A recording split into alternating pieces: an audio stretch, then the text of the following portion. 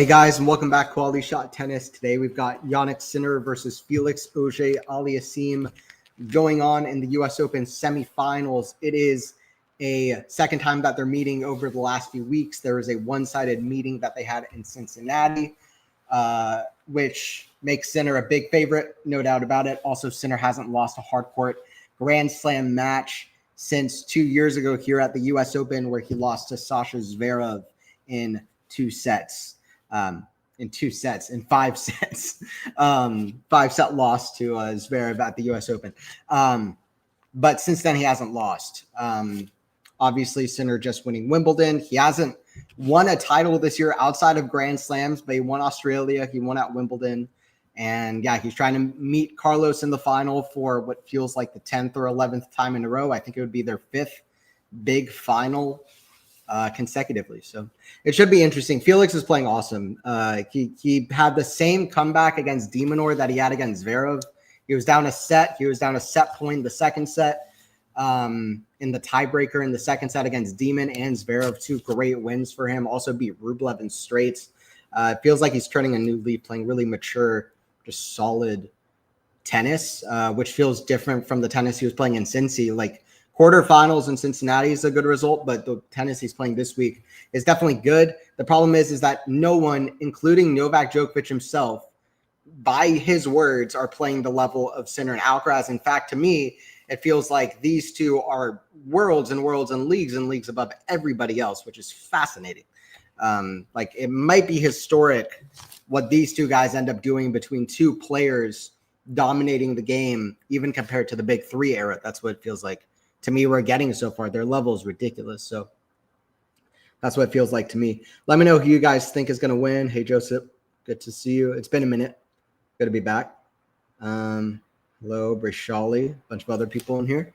Yeah, if you're new to this, I'm going to be doing play-by-play, talking about the match. We're just about to get started here. It should be interesting. I'm going with Jannik in straight sets.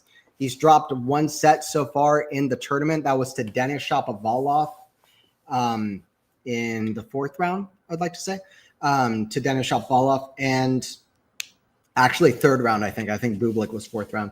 3rd round to Denis. And that could have been a really dangerous match for him, really. He's playing another big-hitting Canadian today. It should be interesting. Alcaraz has not dropped a set, period. That's crazy. Nobody in the Open era has won the U.S. Open without dropping a set. You'd expect Alcaraz is not going to beat Sinner in straight sets, or Felix if Felix wins. But we'll see. Sinner's dropped just 1 set. Both guys dominating proceedings so far. It's Sinner here serving first to start off proceedings. I'm going Sinner in 3 sets, but I think Felix has a better chance than Cincinnati, if that means anything at all. Let me know your predictions. We're just getting started. Let me go down to the scoreboard here.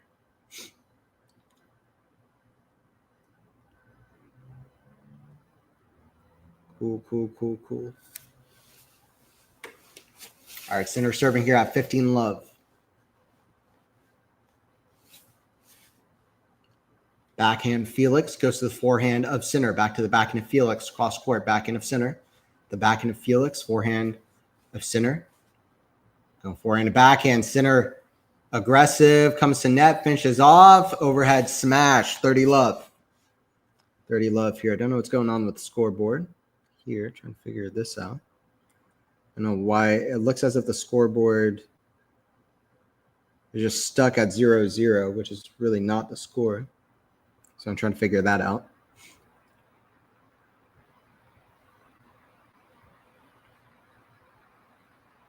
Let me refresh the scoreboard here because it says 0-0 and it's not, which is stupid.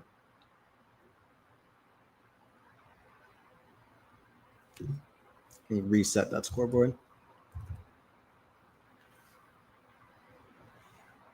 Sinner with another serve here at 30 love. I'm going to put the scoreboard back, but for now, backhand slice Felix in the bottom of the net, 40 love. Good start for Jannik in his first early service game. There you go. Scoreboard. Let's see if I can. Okay, now the scoreboard should be more up to par. Let me add it on the screen. Cool. Hopefully that works. All right, cool. There you go. All right, we got scoreboard. Hey, how you doing, Peaches? Good to see you. I'm sorry, my Insta account was hacked, so lost your info. Want to meet up with you at Open, but Faison said you didn't intend. Yeah, you're all good. That's scary. I've had my accounts hacked. That's hopefully what happened with all of that. That's always a scary thing. Yeah, I wish I could have gone. It didn't work out this year. I've been so busy. Also, semester school just started, so it's just been a thing. Hopefully next year though, and then we can meet up. Hopefully next year for sure. Next year is going to happen. Next year is going to be a thing.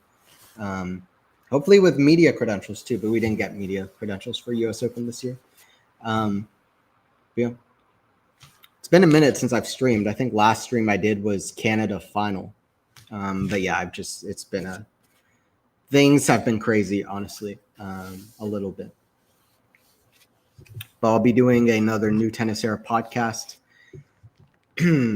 about the final and also about the US Open in general this Monday. So hopefully getting back into that, all of that.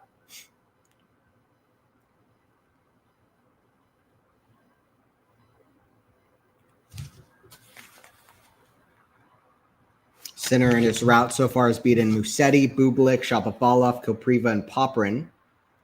Meanwhile, Felix has beaten Billy Harris, Safulin, but from there on, his draw gets really difficult. He's beaten Zverev, he's beaten Rublev, FA, and FA has also beaten de Minaur.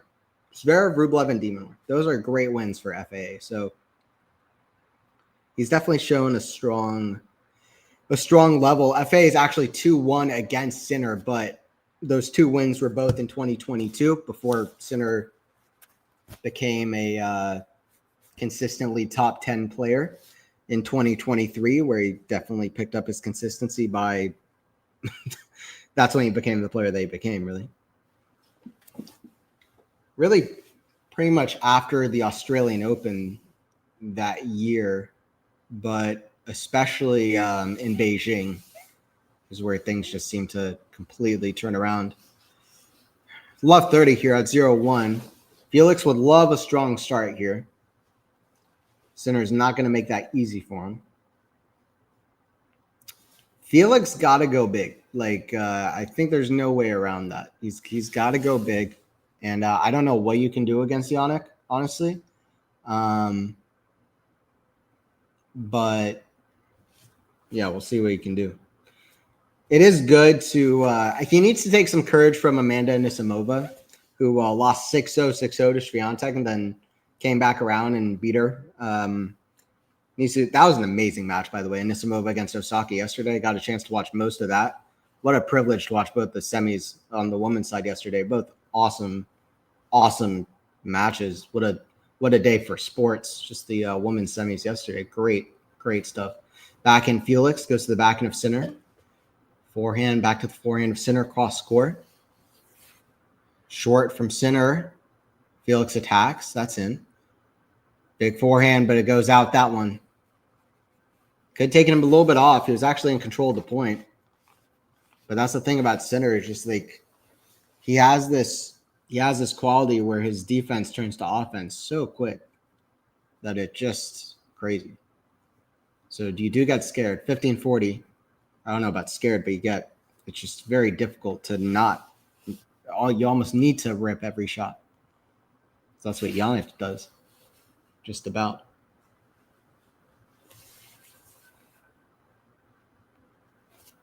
Felix misses first serve. That's not going to help. Second serve.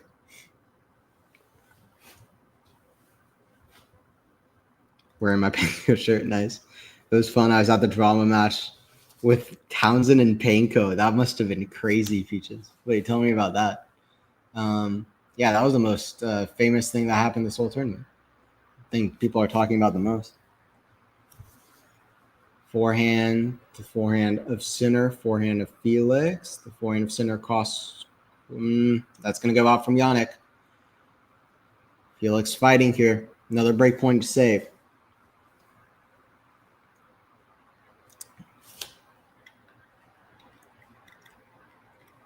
That was sad, I will say, for Townsend, the 8 match points against Krejcikova. Not just 8 match points, but also having the 3 in a row. Jesus Christ. But you know, Krejcikova, as soon as she wins that second set, she's going to win the third. There's no way. There's no way she doesn't. And Krejcikova is a strange kind of a. She's an amazing player in singles, especially in doubles, but in singles as well. She's very surface versatile player. I mean, you have to say that after the career she's had now with that crazy Wimbledon run. Deuce here. This would be a huge hold for Felix if he could get on the board here early.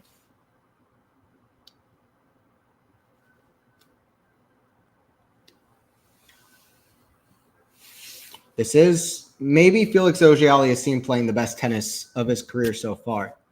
That would not be a stretch to say. In my eyes. He misses that forehand, though. Advantage to center with another break point. But he's certainly shown, signs of great level, similar to what he's playing in the past. But he's converting them into wins, which is huge at the biggest level. That says a lot. So hopefully it really, truly is a stepping stone in his career. It's unlikely he wins today, but it would be nice to see him in the conversation again. Him and Shapo. Shapo also played pretty well this tournament, to be fair, but especially Felix. That's in the net from Felix. Not great after fighting his way back into that game. With 2 loose errors there, it's not going to cut it. Sinner looking to play his 5th consecutive big final against Carlos. Rome, Roland Garros, Wimbledon, Cincinnati, and now New York is absolutely ridiculous.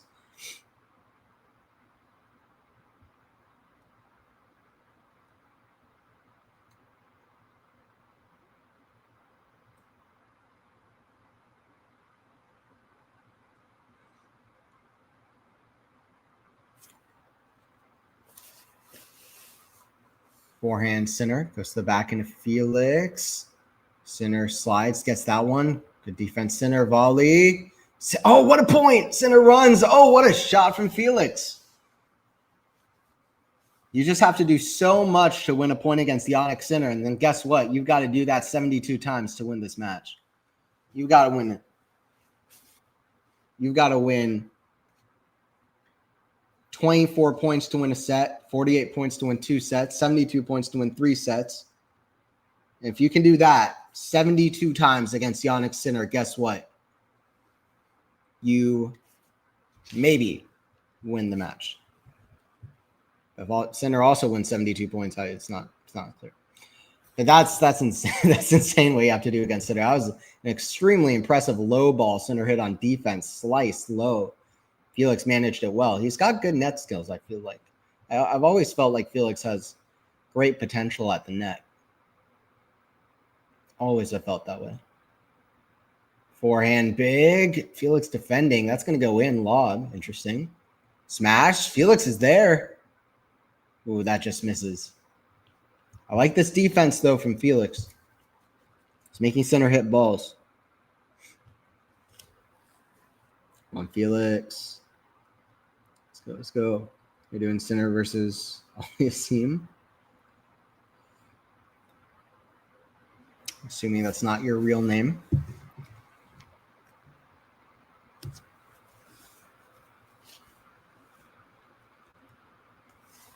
Well, that's like for Sinner has won 32 of his last 33 major matches. That doesn't make any. There's no way. I don't know. I misread that for sure. Would that be accurate? That seems insane. That could be right, actually, now that I think about it. Because he lost a Roland Garros, but that's 20 of 21, and then he wins 5 here. 25 of 26. He wins U.S. Open. That's right. So that'd be 32 of 33. That's insane. That is truly nuts. And then, last year Wimbledon lost to Medvedev in the quarters, but that is ridiculous. 32 of his last 33 major matches. Sinner and Alcaraz in best of 5 are just Djokovic-esque.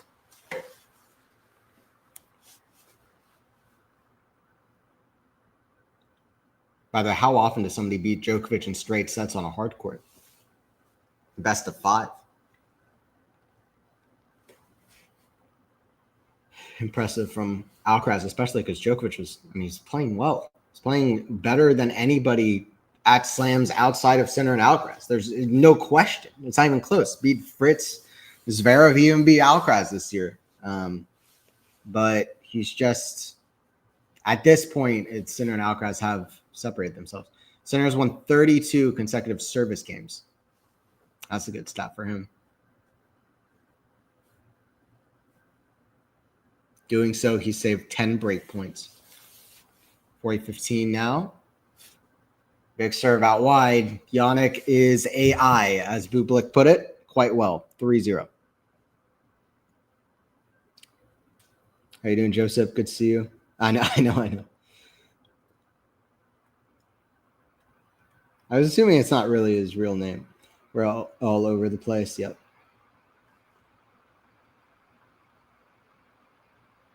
Good to see y'all. Good to see y'all. So far, not the enticing matches that we saw on the WTA side yesterday. Osaka versus Anisimova is one of my personal favorite matches I've seen this year, no doubt, on men's or women's side, to be clear. The level was insane. And Anisimova has a 6-3 record against Sabalenka, and she just beat her at Wimbledon. And Sabalenka's playing fantastic. It's ridiculous the pace that Sabalenka gets on her shots, which we all know. But Pegula yesterday lost just 4 points on her serve in the third set, and she still lost the set. Not in a breaker. She lost it 6-4 because she lost the first 4 points of the set. But Sabalenka with the first strike was so good yesterday. I mean, her serve, but then her +1 because Pegula was returning amazing. And Sabalenka was just crushing it back. And not just crushing it back to Pegula, but you're redirecting the ball beautifully on both sides. It's ridiculous. I feel like she's such a great player, but also just her pace generation, being able to keep moving forward in the court, even when Pegula is absolutely killing the ball. And then she just puts it right back to her, said the same way, with even more on it. It's crazy. It's just crazy. Felix here serving at 0-3. But that being said, I think of the two matches yesterday, Anisimova was playing something else.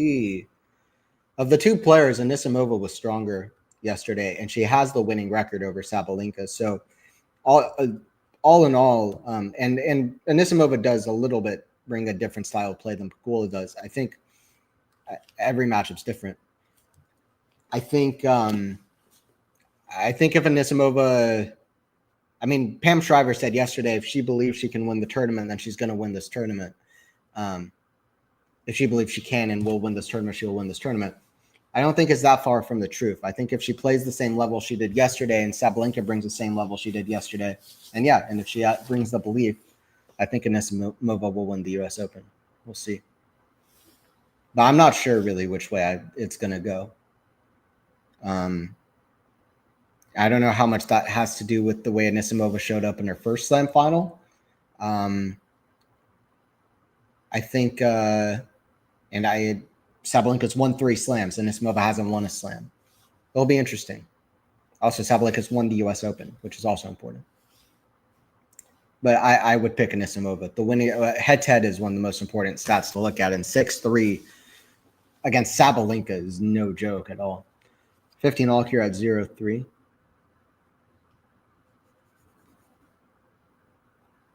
Spamming shouldn't be shot too, yeah. Spammers are everywhere. You can't avoid them on the internet, unfortunately. Spammer is just part of it. I'm so glad for Amanda. She gets overlooked. Everyone talks about Coco. Amanda's like the forgotten child. Yeah, true. But it's becoming less and less so that way, which I'm happy about. I'm glad she's become the player I always knew that she could be. And I'm happy that she's fulfilling the potential. It's not just like everybody, like everybody who was really watching tennis thought Anisimova had extreme potential, and I'm glad that she's finally fulfilling that. Because at her best, she plays as well as anyone. She's at that tier, the top tier, when she's playing at her best, and that's been true really ever since she was 17, 18. So I'm glad she's finally found the right form and found what's working, morphed into the player that she is now. It's all working for her. 40-15 here at 0-3. Felix looking to get on the board. He only won 2 games in Cincinnati. He's trying to get to 3. Sir Felix, I'm just kidding. Backhand Sinner goes to the forehand of Felix, forehand of Sinner. Forehand of Felix, forehand of Sinner big to the backhand of Felix, cross court. Backhand of Sinner. Is that in? Oh, come on. Get out. Get out. You knew he was going to make it, too. Yannick with an absolute backhand down the line screamer. Absolutely ridiculous. I mean, that is a perfect shot. That is the perfect tennis shot. That's so crazy. That's Sinner's definition of going for broke. But the problem is Yannick Sinner is going for broke. He has like a 6 in 10 shot of making it.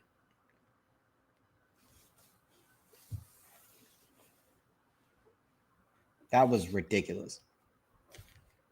But you knew he was going to make it.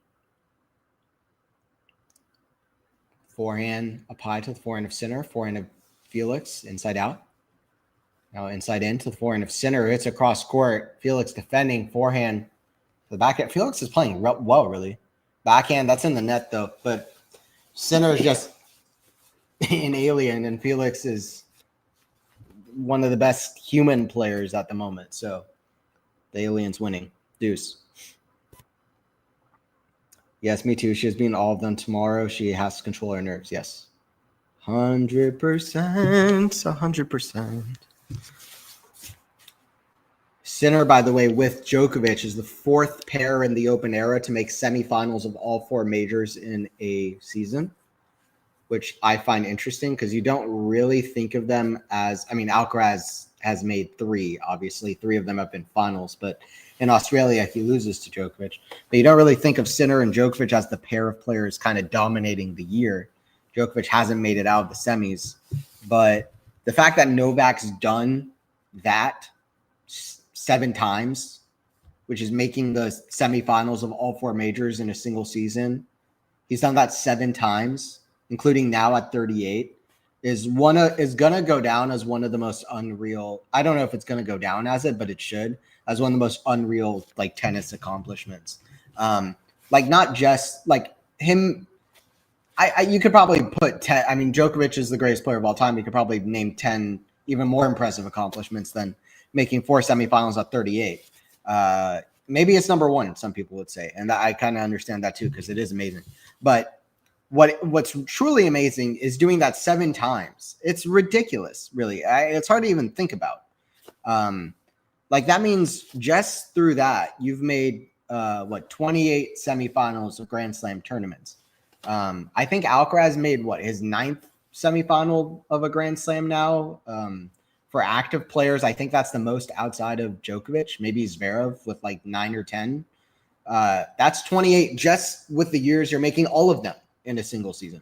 7 times, 7 different years to make all 4 is just the most mind-blowing thing. To put in perspective, I think Nadal had 1 season where he made all 4. Maybe 2, but I think 1. It is just nuts. And to do it at 38 on top of that is so ridiculous. By the way, Felix holds backhand back to the backhand of Sinner, backhand down the middle, forehand of Sinner, forehand of Felix. That's in the net. But the thing is, Felix is, I guess, Sinner's playing as well as he can play, and Felix is just falling a little bit short with these incredible, constantly deep shots coming at him with pace, and he's just not able to there's a lot of errors on his side, whether it's forced errors or unforced errors, you can argue, but a lot of errors on his side. Oh, and the thing I was saying about the pair of players, Roach and Laver in '69, they made the semifinals of all four slams, both of them in the same year, and they were obviously huge rivals at the time. Federer and Nadal in '08, and Murray and Djokovic in 2011. And now Djokovic and Sinner in 2025. Four pairs of players in the open era to make all four semifinals. Backhand down the line goes to the forehand of Felix. Sinner defending, forehand big. Backhand, that's in the net. I'm glad Felix won that point. He deserved that. He played a really good point. I would have felt bad if Sinner somehow stole that. It always feels bad when you're watching a tennis player play absolutely perfect and then they lose the point anyway. It's a great feeling to win those points, but Felix is in extremely good form. So this will be closer than Cincinnati as they pan to Adam Driver in the crowd. Okay. He does not look to be having that much fun, honestly. The look on his face. That's fine. Forehand. Big from Felix. That's a winner. Good reaction as well. Positive body language. 15-30. First strike from Felix. I just feel like that's what he needs to do. Let's see.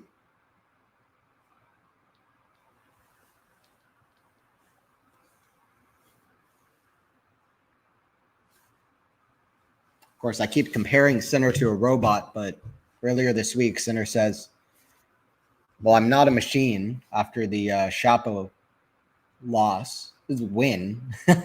After the Chapo win, if he lost, he would not be here today against Felix. But it was close. It was a close match. But after the Chapo win, he says, well, I'm not a machine. That's why it was close. I can't really say I'm just that injured. You know, sometimes you have good days, sometimes you have bad days. So we'll see. Sinner's human like everybody else, but he really is a remarkable talent. And he's so complete. Although you compare him to Alcaraz, and you can say Alcaraz has certain versatile shots and creativity that Sinner doesn't to an extent, but he's still such a complete player. And I always say this, but to me, it's even more amazing than how much he's improved his serve, which is insane. But even more than that is his defense. His defense was good, but in a snap of a fingers in 2023, his defense went from good to like arguably a top 5 most impressive mover in the history of tennis. Like, I still don't really understand how that happened. But his movement is unbelievable. Rod Laver, hell yeah.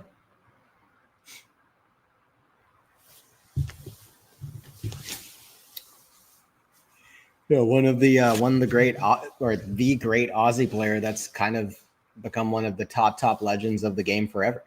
One just legends, period. 40-30. Serve here from Yannick.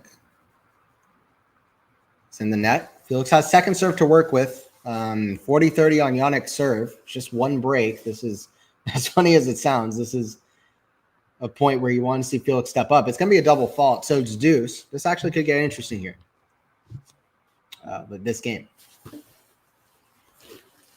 Thank you for joining in, by the way. Don't forget to subscribe, Quality Shot Tennis if you're new. Glad to be back. We are so back. We are so back. We are so back.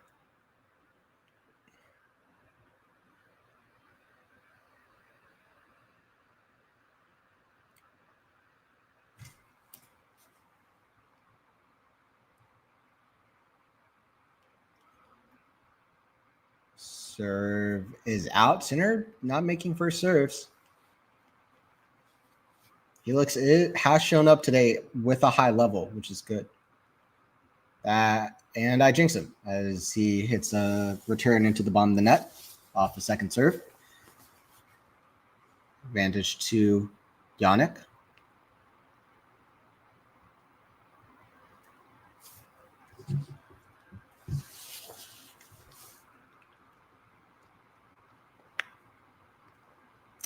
Be an amazing final between Sinner and Alcaraz.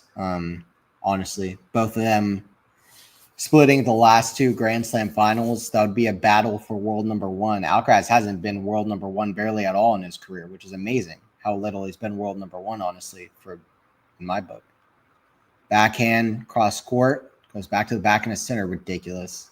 Depth off both those shots off the backhand, forehand now center, ridiculous play from both guys. Felix Auger-Aliassime showing up and saying why he's in this place. A lot of players, almost everybody, in response to those two backhands would not have been able to stay in control the way Felix has. Great footwork from his side. And just great hitting, honestly. Deuce. Still a chance to break back. Still a chance to break back.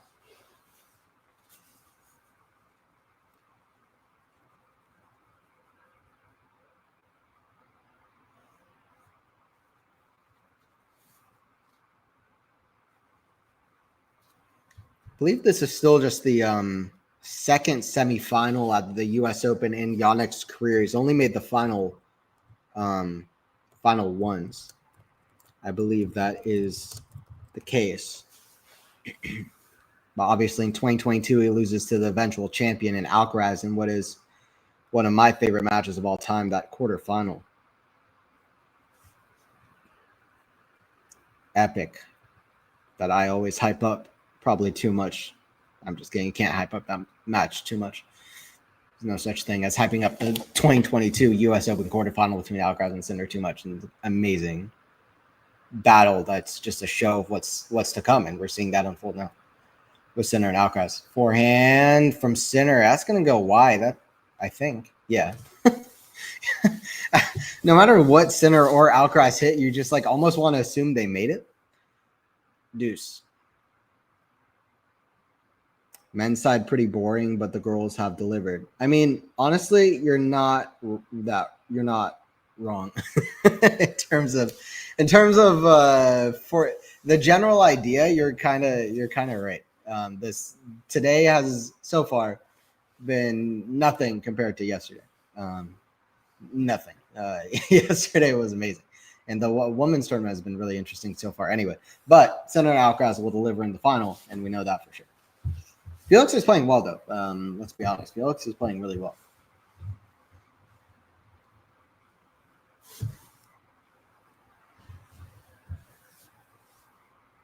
Also, don't forget about Brooksby against Kaboli. Are you kidding me? Let's not forget about the greatest match of the year.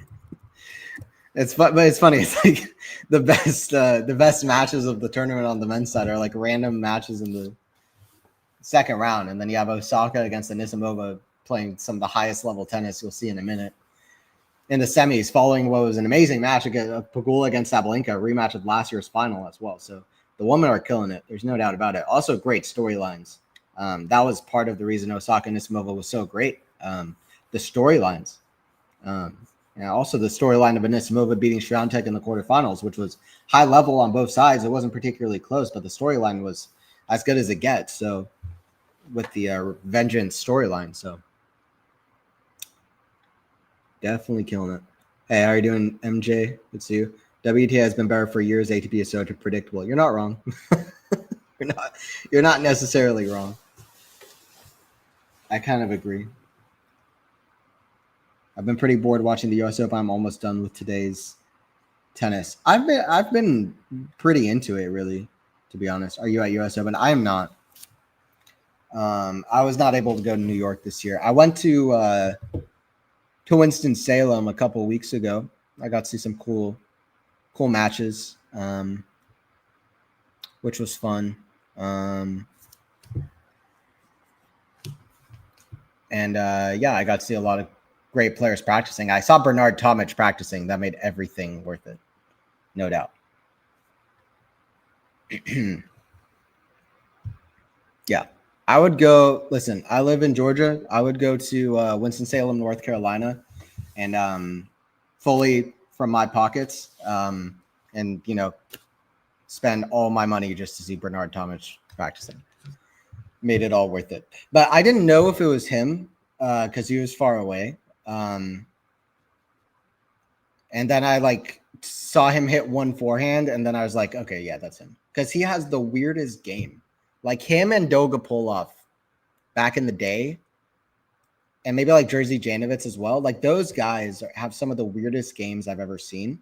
I remember one awesome match between Tomic and Dolgopolov, went 5 sets in Australian Open, like 2012, I'd like to say, where they hit, both guys hit about like 500,000 slices. I think like somebody actually researched into it, and as far as their research went, it was the most amount of slices. And Tomic hits off forehand and backhand, so is Dolgopolov. Most amount of slices in a single match in tennis history. It's hard to judge that, but that every point was just like so weird, such weird, slicey, dicey, weird play. It's absolute classic of a match. If you haven't seen it, look it up on YouTube. Yeah, Bernard Tomic is the GOAT in his own right. If that doesn't make any sense, but forehand center goes to the back end to Felix. But yeah, Tomic is awesome. As Sinner hits a winner. Sinner with the winner, 15-all, 1-4-1. Thompson's gone up in rankings lately. Yeah, I feel like he has, right? He's been doing well. I want to see the DC Open. It's close by. Hell yeah. Yeah, I saw Greek Sport at Winston-Salem too, and Arnaldi and Van de Zandschulp, Mattia Bellucci, who's always fun to watch. Komasana, he's been playing well. Kovacevic with the one-handed backhand. He's easily been the most predictable and formulaic Grand Slam ever. How many upsets did we have? One with Bonzi. Formulaic. That's interesting. Yeah, Bonzi was definitely a big one. Well, not a big one, but it was definitely a lot happening in that match. Memorable one. Thoughts on Stefanos saying Goran was a dictator as a coach? I haven't seen him say that, but Stefanos is so cooked. Yeah, I don't know if I need to say more than that. Bonzi has a beautiful forehand, by the way. He's now going to be a player to watch for me. He's been playing really well, actually. Like there are a few like random players that have been playing like surprisingly like strong tennis. Like I would say like Benjamin Bonzi, Adam Walton, Alex Mickelson, like are a few. I mean, FA is an upset. No, yes, FAA against Zverev is a big upset. Exactly. I haven't heard that actually, that this U.S. Open has been the most formulaic. Formulaic isn't even always bad. I didn't feel like that. I haven't even thought about it. I mean, has it been that formulaic? I guess if it's formulaic, you get the best players playing the best players. Shows the level of consistency. Like either, like people say, like to me, it seems like people are always either saying Grand Slam super formulaic and therefore it's boring, or they're saying, wow, there's no consistency and everybody is so bad. It's like, I don't know. It's like you kind of need to like just appreciate what you're getting, because I've had a great time. Like Bublik against Tommy Paul, that was a great third round match. I mean, Bublik causing an upset there against Paul, I guess. If you want to say upset, I think he was kind of favorited. But what else? I mean, nothing that mostly not much that's been that crazy going on, but yeah, I mean, the unfortunate thing about this U.S. Open, I will say, especially on the men's side, is that there have been too many retirements. Ben Shelton was a big one. That was sad because I had Shelton as the third favorite to win this tournament. Honestly. Anyway, it is what it is. Forehand. Oh, it's well missed by Felix. It's deuce. This center is flirting with a breadstick here. And that is a really weird thing to say out of context. Are you going to be watching Davis Cup? Yeah, hell yeah. I love Davis Cup. I love to see Goran working with Medvedev. Yeah, who's the best coach for Medvedev? It's a good question. I mean, we all love to watch Mute. I love to watch Mute. Yeah, Mute. Coleman Wong is a good shot too. Absolutely. We lost early. Yep. Is USA in Davis Cup? They are. I think we're playing. Are we playing Czech Republic? I think so. Could be wrong. Rude lost earlier, yeah. But Rude's been... I feel like Rude is like slowly being like, okay, you guys were right all along. I'm a clay court player. Let me just like... let me get to the Roland Garros final and win Monte Carlo, and then let's call it a day.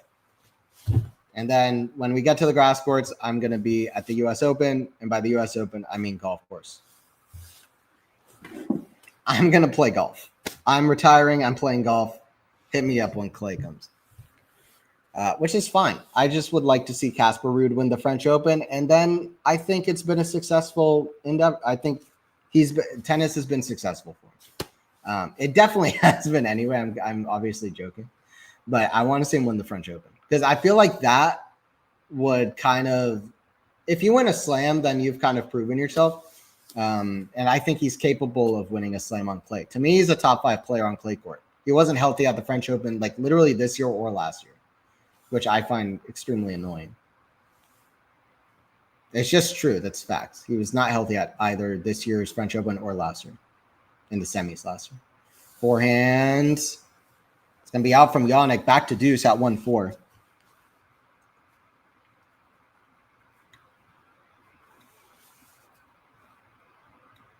Shelton pulled out. I got you. Major changes for USA, by the way. No wild card for Stan. That was ridiculous. I don't like that at all. Because speaking of golf, if you're playing, I mean, everybody knows this, I guess, but if you're playing golf, or a lot of people do, if you're playing golf and you win a major championship, hey, you get to play whenever you want. Like, what is the point of a wild card? Like, you know what I mean? Like, everything has a purpose to it. Like protected rankings helps players that were at the top but got injured fight their way back in. That has a place. Qualifying has a place. The players that are right outside the rankings, it gives chances for amazing storylines and more great high-level players to be in the tournament and fight their way into the tournament from not just players, you know, it's all players outside of whatever, outside the top 100, but it's up to players like 250 in the world to somebody 100 in the world. Like it's that kind of a thing, which is great. I love like the qualifying for slams. I think is perfect. But then you have wild cards. Back in Felix, that's going to go out. Sinner breaks 5-1. Dominance from Yannick Sinner. He's looking for another 6-1, 6-1, 6-1, just like against Bublik. Or it's going to be 6-1, 6-0, 6-0. Or 6-1, 6-0, 6-1 or something to match the score of Felix. Just trying to win more than 2 games. Let's see. But yeah, and then you have wild cards.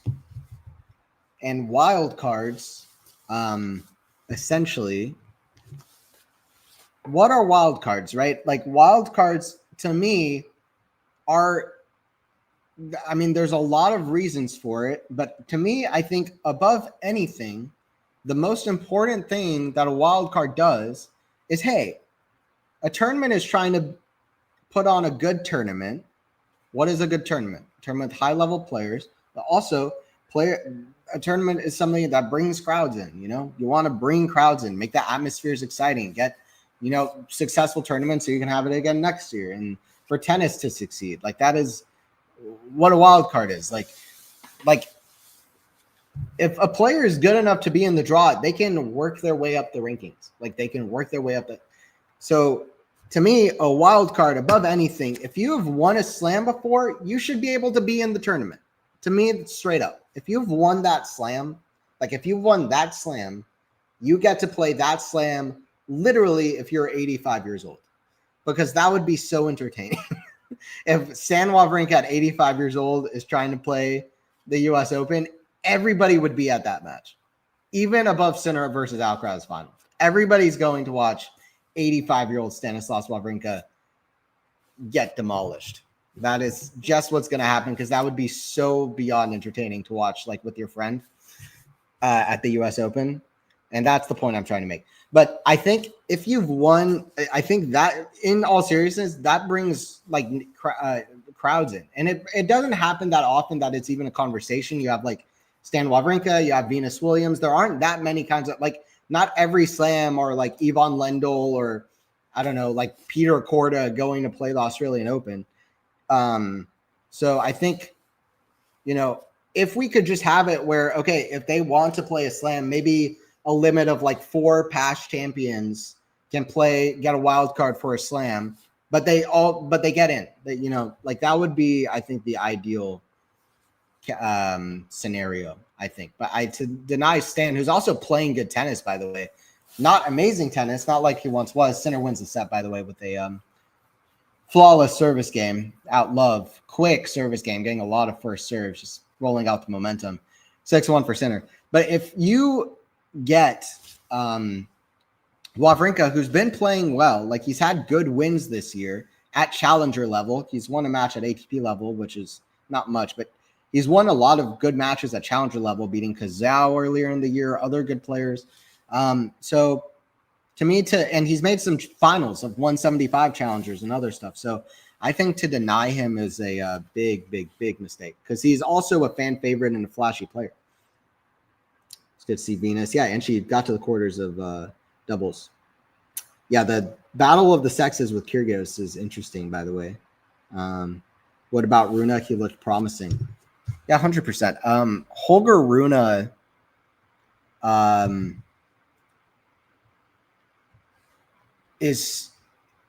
I just feel like, I don't know how to put this. There's a lot of work to be done, right? But if he can do everything right, which could definitely happen, he could be the 3rd best player of this next era. I don't know if he's going to be to level Sinner or Alcaraz. I don't think so. But he could be the 3rd best player of this next era if he puts everything together. I was not in the camp that was saying Rune was going to do that. People were like, Rune is going to be world number 1. He's going to win. I never thought Rune was going to be world number 1. Even when everybody was like, he's going to be world number 1 someday, I was like, I don't think he's going to ever be world number 1. I don't even know for sure he's going to win a slam. I think I picked him to win like 1 or 2 slams at some point, maybe 1 slam or something, which I still think he could do. But he needs to put in a lot of work. And there's so many like little things that Rune needs to improve on.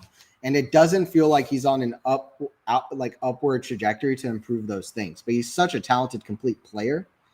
So, yeah. Serious question, though, is Opelka overhyped for a 7-foot player? I feel like he's all over the place when he goes into rallies. I mean, he's not that hyped, right? So I feel like he's not overhyped or underhyped. I feel like he's just Riley Opelka. I feel like he's perfect for what he is, which is Riley Opelka. He's not everybody is overhyped or underhyped. I feel like he's just like relatively, like he's just there. And we know what he is. But he's pretty good. I mean, he's an ace machine at his best, and he's a good mover for 7 feet. But yeah, he is all over the place in rallies, no doubt. Kyrgios against Sabalenka, battle of the sexes would be interesting. I mean, it's interesting really above anything, because the most unpredictable thing is if Kyrgios is even going to play it or not. It's like, is he going to be healthy? Because like, that's all, like, what is Kyrgios even? What even is Kyrgios? Like, how does he show up in that match? Like, is he 100% serious? Is he hitting underarm tweener serves every serve? Is he going all in? Can he even go all in? Like, I feel like that makes it more interesting than anything else. Yeah, I mean, I'm always of the opinion that that women's and men's tennis doesn't need to be directly compared like a competition between the two, because it doesn't not because it makes men's tennis or women's tennis less impressive if you do so. It just doesn't need to be, because women's tennis can be just as impressive as men's tennis in its own right, and men's tennis can be just as impressive in its own right. It's like they're just two separate things. Like, but the women's players for women's tennis are absolutely remarkable. Swiatek, like here's my point. Swiatek is like infinitely more impressive to me than the world number 300 in the ATP, but I would all day bet on the world number 300 to beat Swiatek. No doubt about it in my mind. Like, no doubt. But it doesn't mean anything against Swiatek.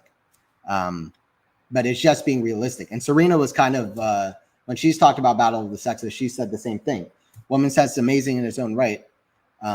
It just kind of doesn't do good things for women's tennis when you compare it to that. Not because it makes it less impressive, but just because it's not necessary.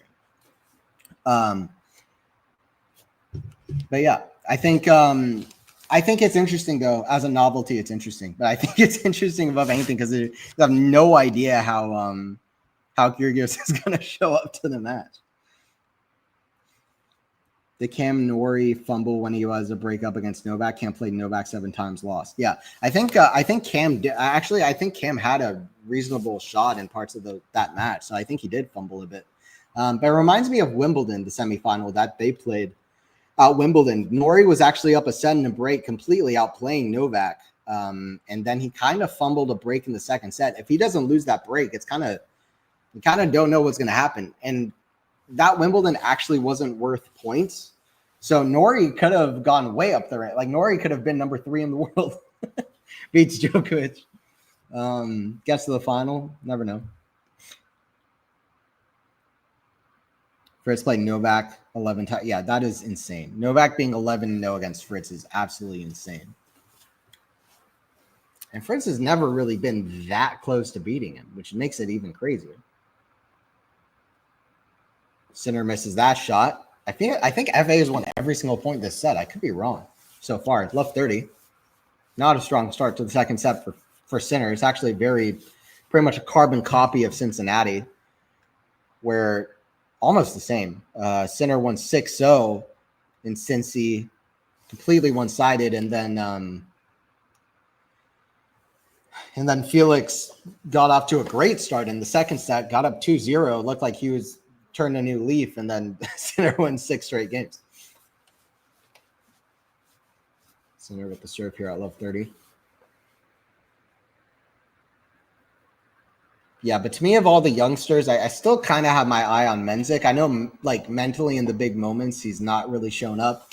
His forehand needs work.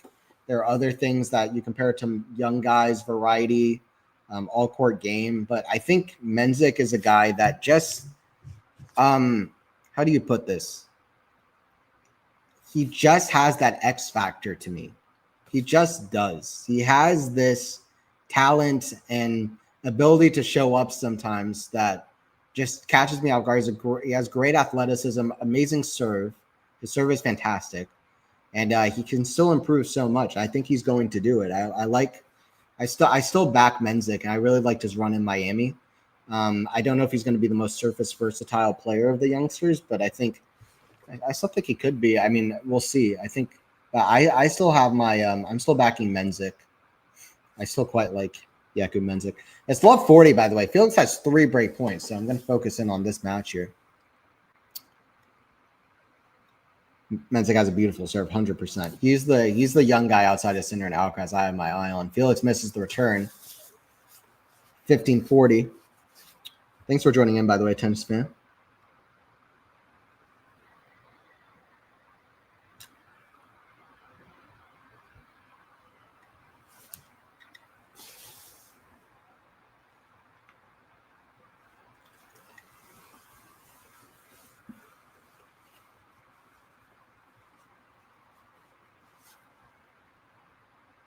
Serve Sinner. Into the net, second serve. Can Felix convert? At this point, you expect him to, but with Jannik, you just never know. You really never know. Still work to be done. Forehand, down the middle. Forehand to Felix. Back into Sinner, back in Felix. More pace from both. Going head-to-head. Sinner smashes a backhand down the line. It really looks perfect sometimes, the way Sinner plays. I don't know if people tend to agree with me, but people compare Sinner to Djokovic, and they're like, Sinner's so boring. But to me, to be quite frank, Sinner just has a more beautiful version of Djokovic's game. He just looks like he has like like 1% of the elegance of Federer, which is like so elegant because Federer was like the most elegant, like, let alone player, most elegant like thing you could be watching, period, the way he played tennis. So it's like you take 1% of Federer's elegance and then put that to Djokovic's game and you get Jannik, which I love to watch. That makes it really fun to watch. Sinner saves 3 break points consecutively. It's deuce. Who's a better server, Opelka or Menzik? I'd like to say Menzik, potentially. Well, I mean, it's hard to say because, like, who has a better serve? Like, who can back up their serve better? I mean, probably Opelka right now has a better serve. He might forever have a better serve, but when you get into rallies on your serve, like, I would back Menzik, like in the +1 shots and backing up your serve, especially in the future. But I mean, who just individual shot, who has a better serve? Yeah, I would say probably Opelka right now. Yeah, Opelka would have a better serve right now. But watch out for Menzik. I feel like he's still improving. And he's still like, I think he's like 19 or he just turned 20. Yeah, he turned 20 4 days ago. So seriously, watch out for Jakub Menzik. He's the guy that I'm kind of keeping my money on. To I don't know if he's going to reach the level of Sinner or Alcaraz, but I kind of think he might be a future world number 1 or at least top 3 player. So let's see. 1-1 here. Sinner does, in fact, not get broken down love 40, which is, yeah, Sinner things. Alcaraz in his 7th major final. I think he passes Medvedev, right? I think Medvedev's been in 6. Alcaraz already in 7, and he's what? He's like 22 years old. I think he's younger than Sinner when Sinner made his first major final because he made it 2024 Australia last year. How old was Sinner then? I could be wrong, honestly. But anyway, obviously it's ridiculous. He's already made 7 major finals. Yeah, Alcaraz is scary, man. But he goes about everything with such a genuine joy, and it's fun to watch him flourish and be such a good like unreal athlete and shot maker.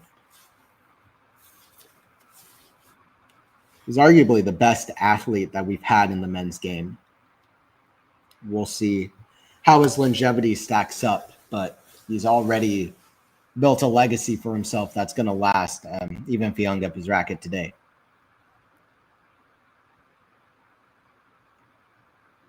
Forehand Sinner goes to the back into Felix, who misses it long, 15-all. Best return is Novak, yes. I agree. Let's grade the best tennis player. Start with serve. Well, who has the best serve? I'm not sure that we chose the best server. Are we doing active players? I don't know. There's too much to do right now. I need to focus on this match. But best serve.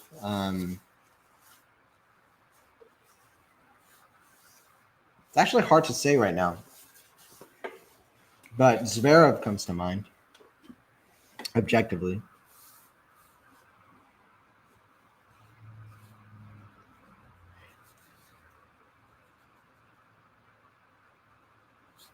And where's Hurkacz, by the way? I gotta say Hurkacz back in the mix. FA at 30-15. He's gotta just keep things steady. Get some momentum behind his serve. Misses first serve there. Makes second. Staying in control in this point. Short shot from Sinner. Felix unable to take advantage. Back to neutral. Back in. Sinner. Back in. FA, who does have the tempo. Did Sinner make that or he missed it? He missed it. Sinner misses the backhand inside out. 40-15. All time it's John Isner. I don't hate that. I actually agree with you. I think it is Isner too. Isner is absolutely insane. He's not the his peak speed on his serve is actually not the fastest, but I think it is the best. And that his first and second serve. And obviously average serve speed, he might have the fastest average serve speed. peak serve speed, people always are like, Isner has the fastest serve. It actually doesn't. Even Roddick, who's like way shorter than Isner, actually consistently top end speed hit faster serves, because Isner barely hit over 150. For example, Ben Shelton and Pechi Pericard have already hit multiple serves over 150. But the thing Isner did was he could also place his serves so effortlessly, and his serve is so hard to read. Like his serve is like almost perfect. And tie that in with Isner having a very good record in tiebreakers. He won like over 60% of his tiebreakers, which, believe it or not, is remarkable record in tiebreakers. Like I think that's nearing on top 10 win rate in tiebreaks, if it's not top 10. And put those things together, Isner is an amazing player. He won like 16 titles on tour. So yeah, Isner probably is the all-time best serve. Sampras is definitely somebody you got to mention. Whenever you talk about best serve, you have to mention Sampras, and Federer as well. But I think I would agree with you. Also, put Milos Raonic in there. I mean, back in the day, Bill Tilden and other players that is just almost impossible to judge their serves compared to modern players with modern technology and other stuff. But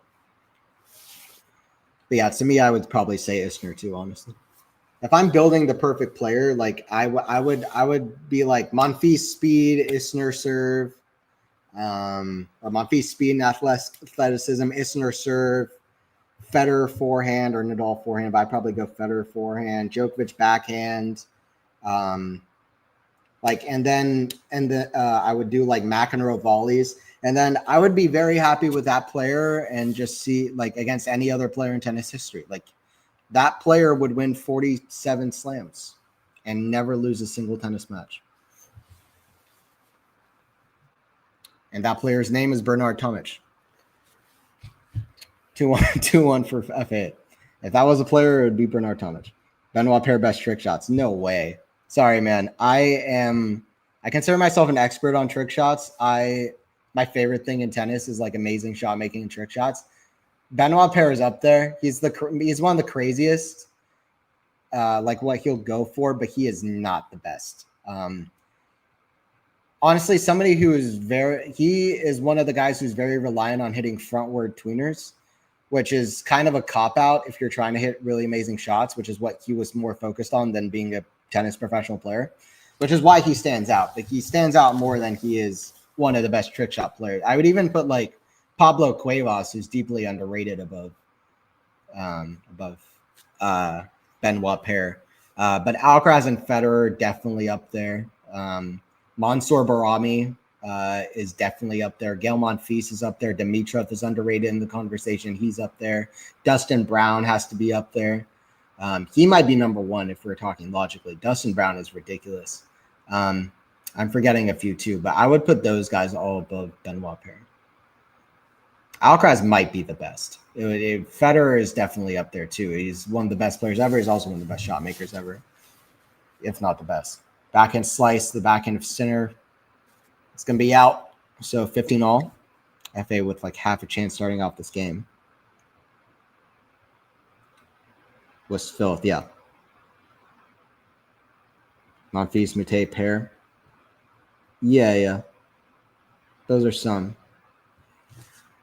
But then there are like other players too, and other players from other eras as well, who I'm actually blanking on. But if you look at great shots from the past, there are some players that are just phenomenal. Fabrice Santoro, for example, is amazing shot maker. Rafael Nadal is an amazing shot maker too. Djokovic's best shots are phenomenal, what he can do, but Nadal and Federer on a whole nother level, just of pure skill shot making. They're best of the best shots consistently. Also because they'll just go for lower percentage shots, I guess, which is part of it. 30-15 here for Yannick. But Dimitrov has always been underrated in that conversation, if you ask me. I don't know why, but he's consistently in the 2010s, he was arguably the best shot maker of the 2010s. Like Dimitrov is ridiculous. Like if you look at his highlight reel, it's unbelievable. the highlight reel that he has. Backhand, cross court to the backhand of Sinner, backhand slice Felix.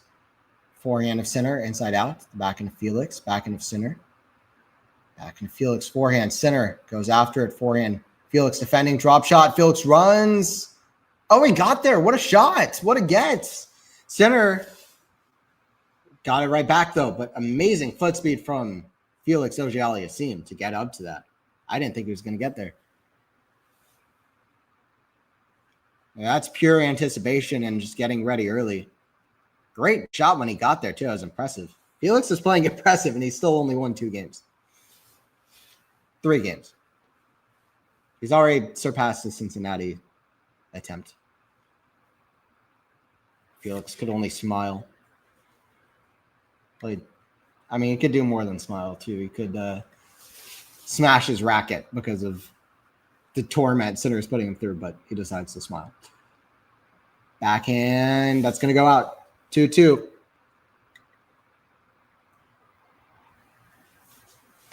How many matches in the dollars at the French Open? Yeah, 112-4 exactly. In fact, I might actually make a list at some point of 100 greatest tennis points or shots ever. Let me know if you guys would be interested in such a list, but I might end up making a list like that. And it's the most impossible list to make. I might also opt for the 100 greatest points and shots of the 21st century, because it's just almost impossible to do it with other eras, because we have so much more access to not just people tracking great shots, but also and hot shots and whatever shots of the day, but also starting from like Mercedes-Benz shots of the day in early 2000s to whatever else they have now.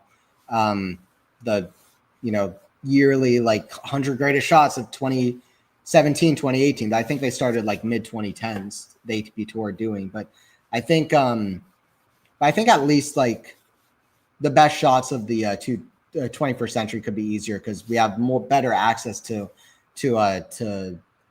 just matches, not just like important finals, but just matches in general of all kinds. 30 love for Felix, who's found a good rhythm momentum here. It's really ridiculous that the first set was as one-sided as it was, because Felix was playing impressive. It's Naomi Osaka watching on. After you could describe it as a heartbreaking loss yesterday, but it was really more a win for both Anisimova and Osaka, to be honest, because it showed that Osaka is really back at the best of her. I don't know the best, but back to where she needs to be. And so is Anisimova. Anisimova is not just back; she's better than ever by far, consistently. Nice, yeah. I'll probably make that at some point. Andy Murray shot at Wimbledon. What's that? Don't know what shot you're talking about, honestly. Like, I can think of a few amazing Andy Murray shots at Wimbledon. One against Gasquet back in 2008, when he was coming back from 2 sets to love down, that set point where he hit that passing shot behind Gasquet. The shot against Verdasco, also against Janovic back in 2013 on his run to his title, where he had that 40 shots back and forth with Verdasco, and then he hits I think it was a backhand pass winner. It could have been a forehand pass. Then Janovic hit a backhand smash. Murray hit a pass. Like, there's some great points at Wimbledon, but I don't know exactly which point you're talking about. Felix holds. He good positive body language from Felix after a one-sided first set. You never know. You never know. 3-2. When he went into the crowd. I think that's that Gasquet shot against Gasquet. But the greatest shot Andy Murray ever hit, and I think Andy Murray's an underrated shot maker in his own right too. I always loved watching Murray play.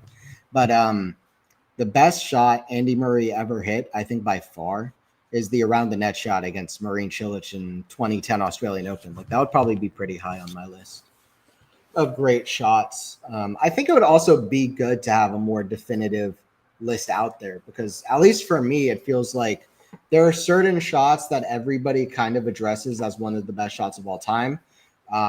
No doubt everybody thinks of Federer's tweener against Djokovic first. It's kind of become the hallmark. But I think it would be good to – there's so many great amazing points and shots out there. It would be kind of good to have like a definitive list, and that kind of names a lot of them, at least. Even if people don't agree with the ranking, to kind of have a list of great shots. And I'd probably stick to like ATP professional tournaments. You can make a women's list as well. That could be interesting, but I know more about the men's side for that. But yeah, I mean, so many amazing shots come to mind. I always think one of the best shots of all time is a shot that Djokovic called the greatest shot he had ever seen, which he saw in person in Davis Cup. Janko Tipsarevic, his compatriot, hit this incredible behind the back shot running backwards against Leighton Hewitt Davis Cup.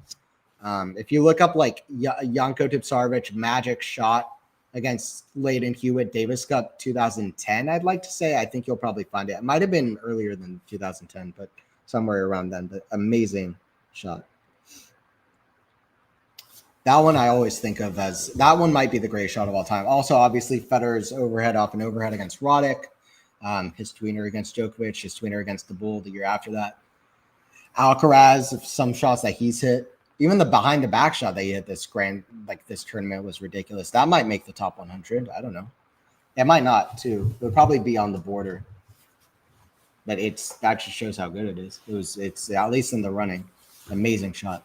I don't know which one was better, that one or the one against Sinner 3 years ago. I almost want to say this one was better, but it's hard to say. I also really like the shot he hit after that behind the back shot against Sinner 3 years ago, which is equally amazing about Alcaraz, is that he hits amazing shots and then he just stays in the point and usually finds a way to win those points. I feel like he definitely gets an extra boost of motivation to win those points after he hits great shots.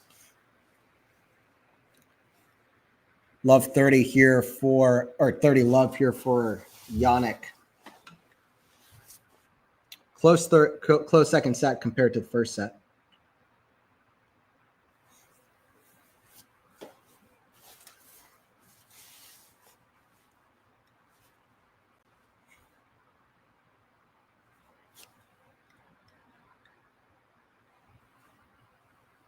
He's already doubled the amount of games he won in Cincinnati, Felix. We'll call it a win. Backhand to the backhand of Sinner, forehand of Felix. It's going to be out. 40 love.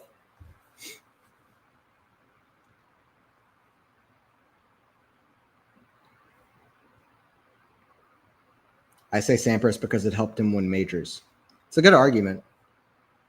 I always, whenever I think of best server, I guess Sampras comes to mind first, to be honest.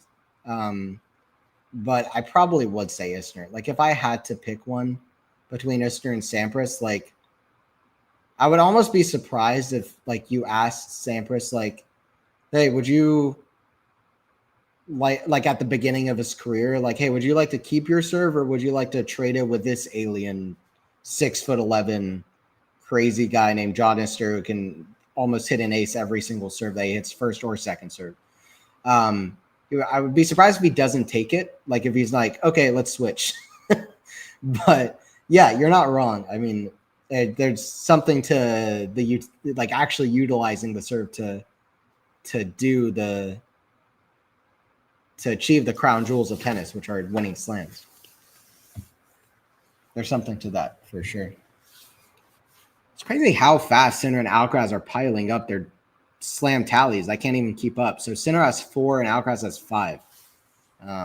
It's crazy. Alcaraz could already have 6 majors by the time this tournament ends. It's nuts.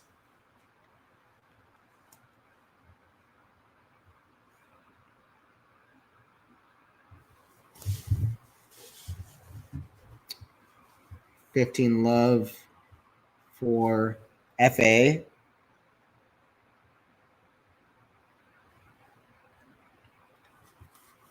So Alcaraz does have a winning record against Sinner. Can't forget that. And I guess the last 2 times they met on hard courts in finals, Alcaraz won. It's also important to remember. 30 love for Felix. Let's see if this gets more interesting. Felix has played a really good second set here. And a good first set too, but anyway. That one wasn't close.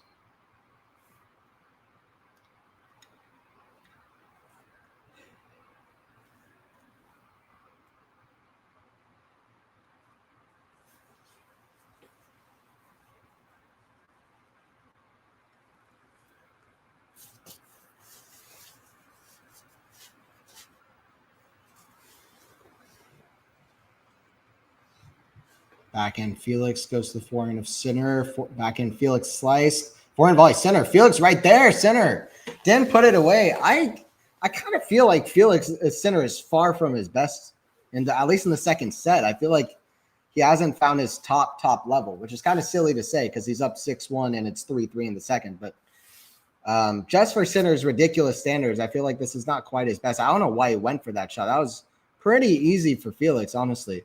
That ball just jumped up for Felix to hit. So 40 love.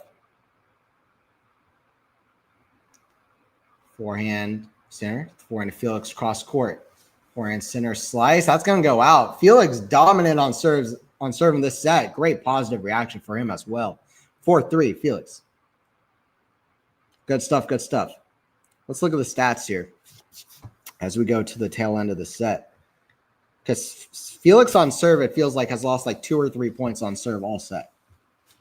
See if I'm close. Yeah, he's lost 1 point on serve this set. Ridiculous. Sinner, the set, has saved all those 3 break points early on in the set. I don't know. Maybe it's good. Maybe that's what Felix needed in Cincinnati, because the way that match went is obviously gets destroyed in the first set and then goes up 2-0 in the second set and then falls behind again, and Sinner wins 6 consecutive games. Maybe this is the perfect thing for Felix, is that he didn't quite get the lead early on in the set, but now he's still within contention. So I don't know. Yeah, Sinner only winning 1 return point out of 14 return points is pretty impressive for Felix, because Sinner is one of the great returners probably that we've ever seen. Alcaraz and Sinner. 2 of the greatest returners in the history of tennis, potentially. Would that be a controversial thing to say or no? I think it's not, as far as I'm concerned.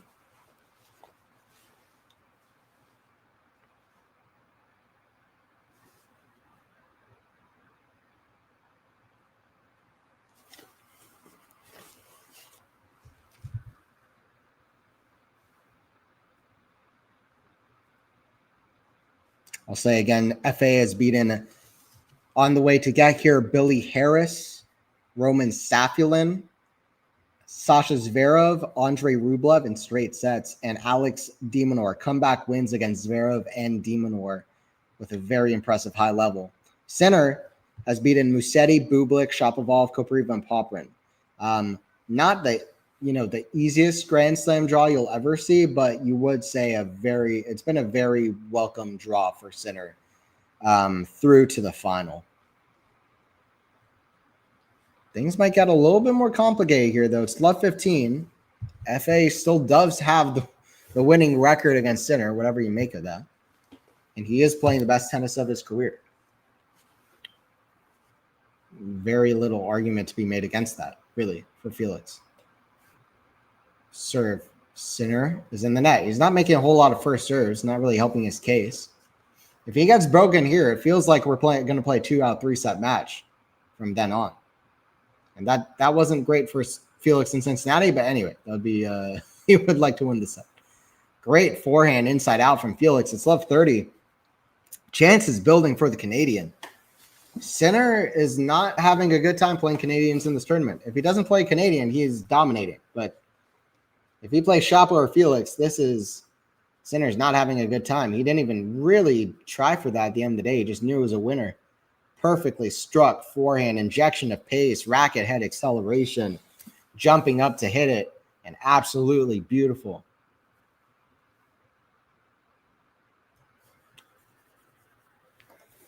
Felix has a beautiful game really to watch at times. Not his backhand as much as his forehand and sometimes his volleys, but still. It's not pretty when he starts hitting a whole lot of unforced errors, but it can be pretty. Forehand center. Goes to the forehand of Felix. Forehand center again. Forehand of Felix inside out. Back end of center. That's in the net. It's love 40. That's the second love 40 lead of the set for Felix. And surely it feels like center is going to lose the set tonight. It feels like surely Felix has the set because love 40. Felix breaks. He's only lost 1 point on serve this set. Let's see. Hour and 18 minutes in, and center might drop another set. Last year at the U.S. Open, he dropped just 1 set. That was to Medvedev in the quarters. He's already dropped a set to Shapo. One of Shapo's good friends, Felix, looking to match him in the semifinals. Love 40. Love 40, 100%. Eyes glued to the screen. I don't know what's going on here. All right, center to serve.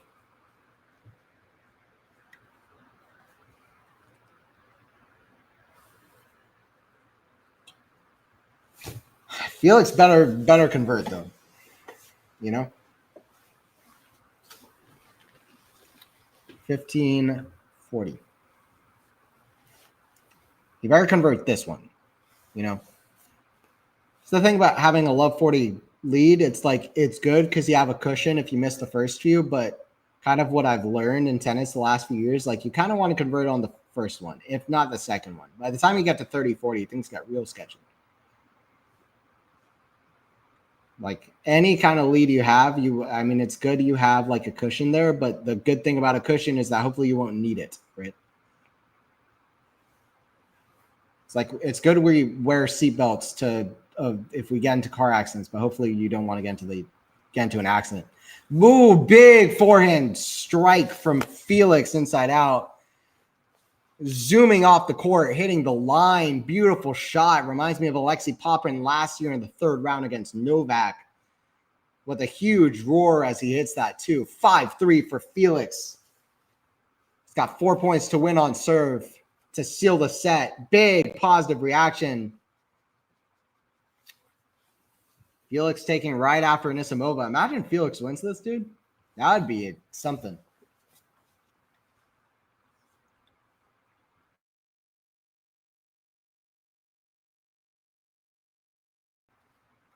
Felix, hell yeah. We got a match in our hands. Listen. Sinner is not at his best, clearly, and Felix is at his best, clearly. So, could be interesting here. You'd have to say Sinner in 4 is still likely, but if not Sinner in 3, if he could find a way to break here. But it seems likely we're at least going to get a 4-set match, which is great. You didn't really want 2 totally straightforward semifinals. Sinner misses the return. It's 15-love. Good stuff. Let's go, Felix. Showing up. I mean, this feels right because he's been first time Sinner's been broken in his last 39 service games. It feels right because Felix has had one hell of a tournament. He's been playing awesome.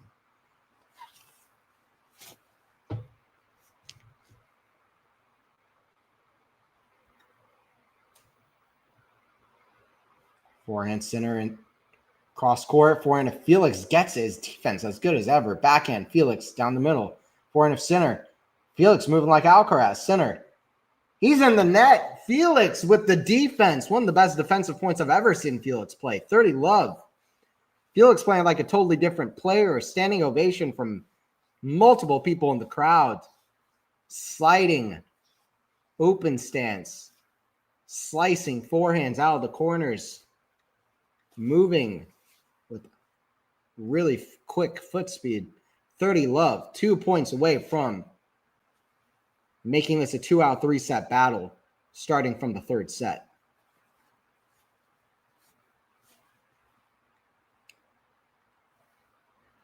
Big ace down the tee. I like the signs from Felix. Here we go. This looks like a dangerous match now. 40-love. I said the same thing with Shapo, but Listen, man. Shapo didn't beat Zverev, Rublev, and Demonor. And the fashion that Felix has. All three of those were impressive in their own ways. And they were all impressive for the same reasons. That Felix is playing great.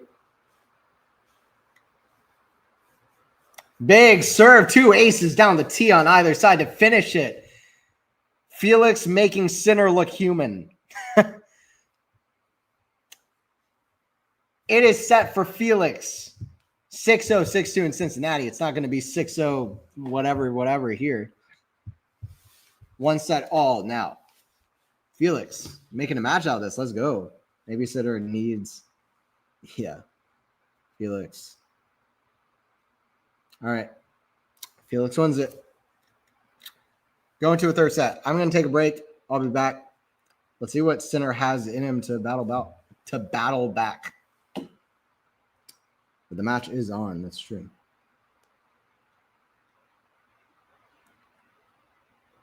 All right. I'll be right back.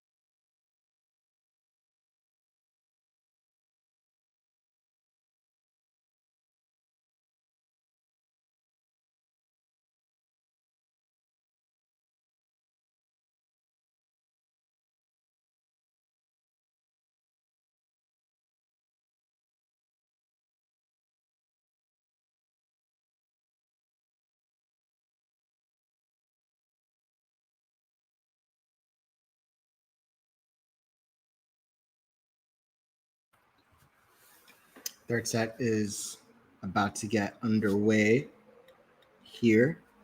So I like to look at the stats in between sets. It's going to be a medical timeout for Sinner. Is that what was called here? I didn't see that. It might be an MTO right now. So it seems like.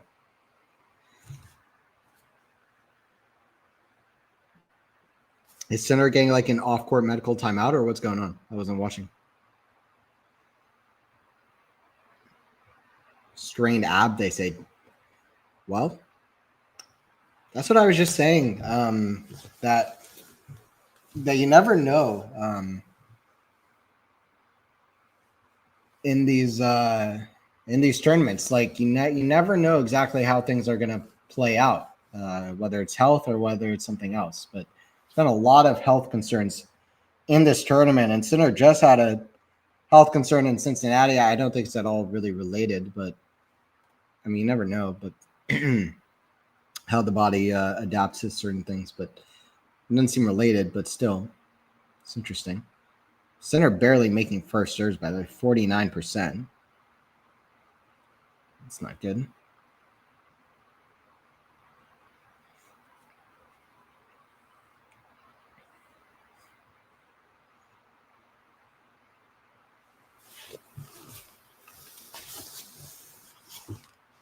Felix hitting 8 more winners than Yannick. That's good for him.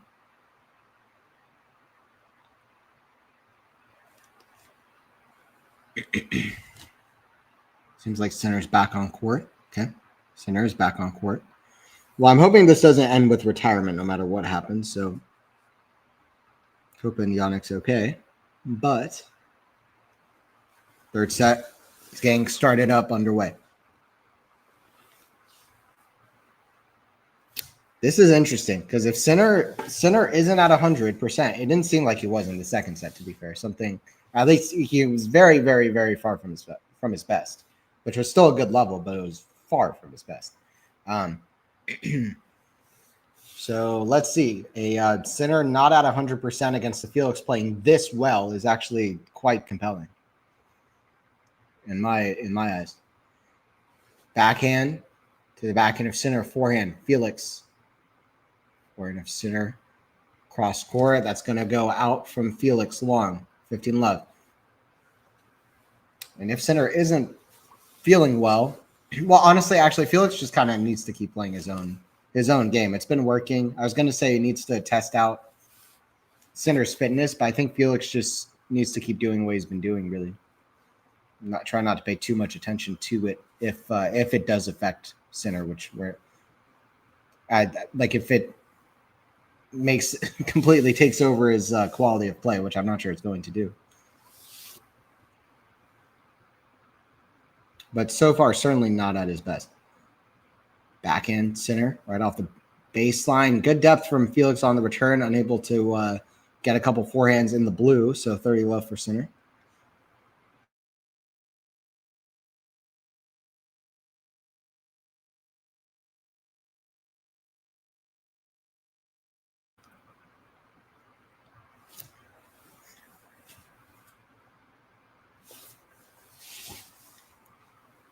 Serve missed from Yannick. Second serve.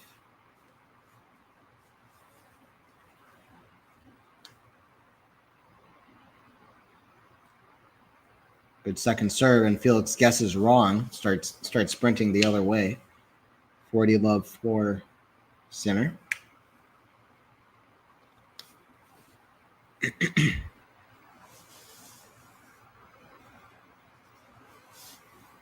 I think, though, for the first time in a lot of people's minds, they're considering the possibility that it's even possible that it could be FA versus Alcaraz in the final, not Sinner versus FA.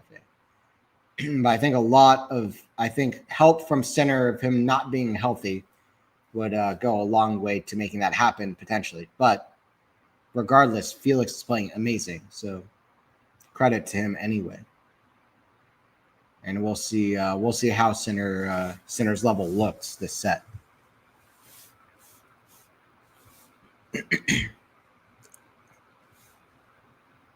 Forehand, Felix attacks it. Oh, what a shot from center. 1-0. Sinner cheating? I don't know what you mean. Cheating how? How is Sinner cheating? He's injured and just lost the second set. He's cheating. He's not doing a good job.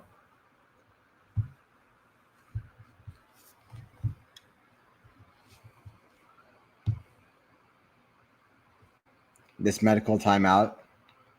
I mean, you can get a medical timeout between sets. I don't know. Killing momentum.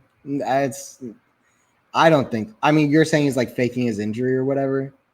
I do not think so. He didn't even look. To me, he certainly didn't look at 100% in the second set. I was not surprised that something's wrong. I bought Naomi Osaka book for $5. Good read. I still need to read that. I've been told it's good.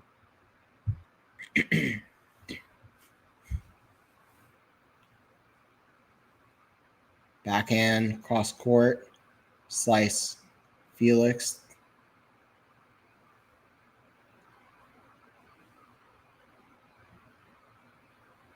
Backhand down the line, forehand, center, cross court. That's going to be wide, 15 love.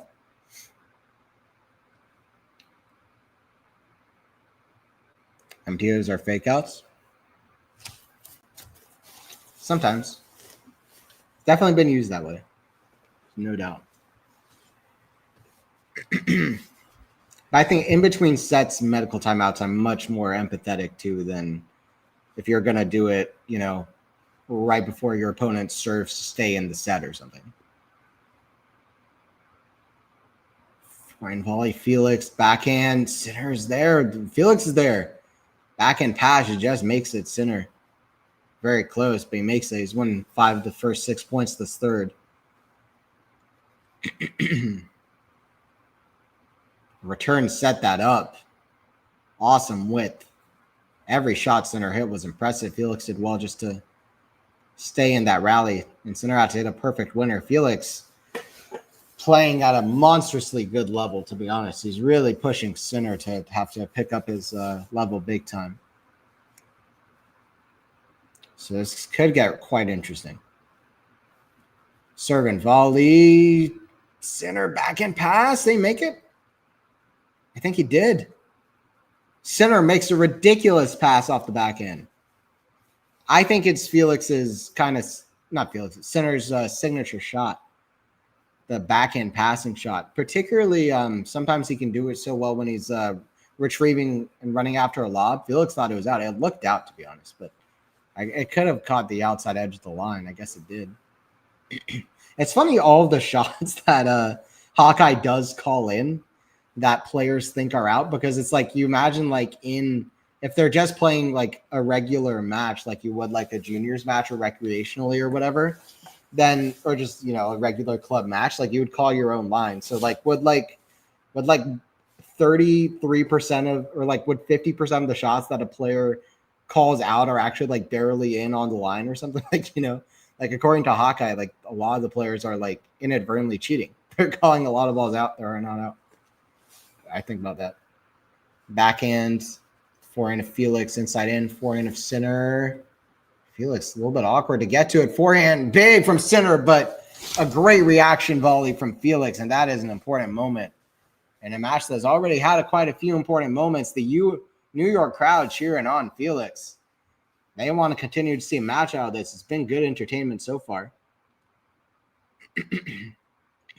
Felix a little bit awkward with his footwork getting up to that shot. Sinner really could have done even more with the forehand than he did. I would have went down the line. He opts for the cross court over the higher part of the net. Over the lower part of the net, I mean. Which is not necessarily a bad play. But anyway, Felix did well with the volley. Important point yet again here. Great return. Forehand, Sinner. Forehand, Felix. Backhand, Sinner. To forehand, Felix. Forehand, Felix down the line.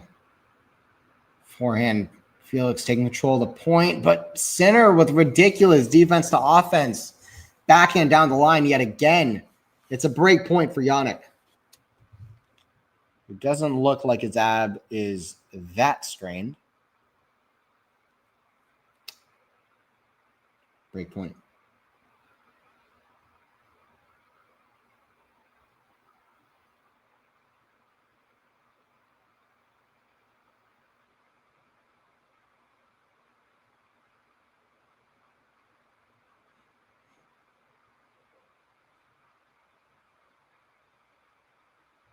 Always player that lost the set calls it.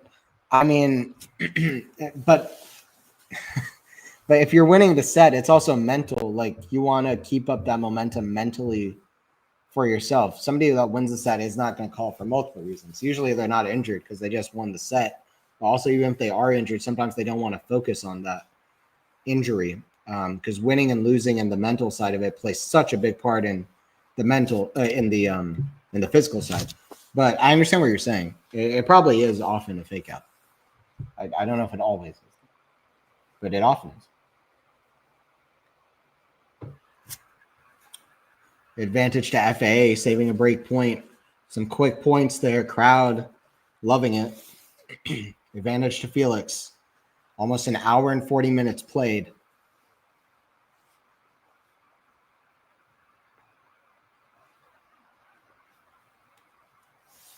This could end up being an extremely interesting third set.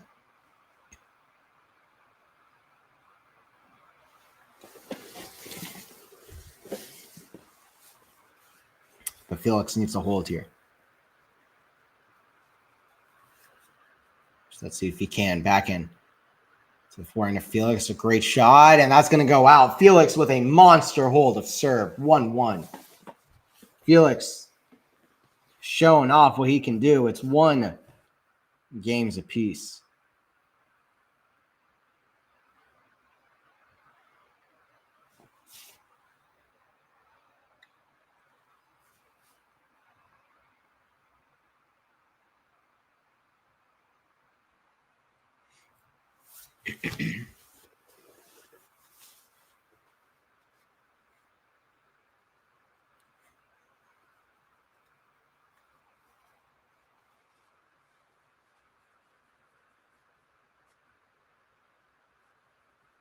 Sinner can't make first serves. That's a decent sign that he really is dealing with something. But you never know. Backhand, cross court, the backhand of Felix, backhand slice, Sinner. What? Oh, Sinner pulling out the magic wand. Sinner forgot he's not Alcaraz. That is a remarkable drop. That was Fed-esque. Federer-esque. That was beautiful. He could not have hit that any better than he did. That was awesome. A bit of backspin on her side spin. So short in the court. Felix stopped in his tracks. 15 love, Yannick.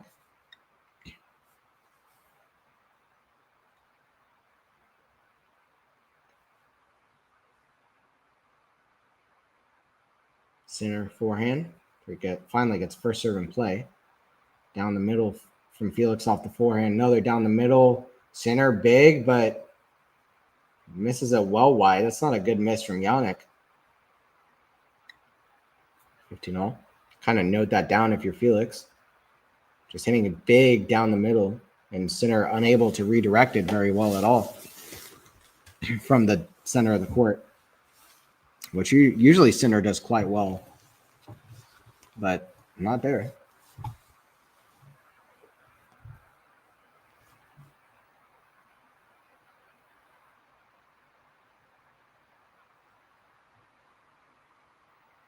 Backhand Felix to the backhand of Sinner, cross court, backhand of Felix, backhand of Sinner, backhand Felix going backhand to backhand slice. Great shot. Felix playing so good. Deep in the court, constant depth from Felix. He played such a good rally. I didn't think he needed to go for the slice again, though. 30-15. Not just because he missed it. I felt like that was the time to open up the court a bit.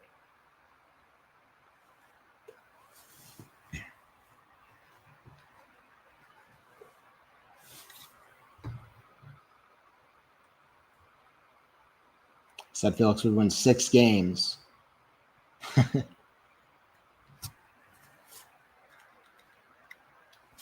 it seems like he's going to win Potentially at least like double that. Already winning a set against Sinner is impressive, no doubt. Sinner misses a hits a double fault. It's 30 all.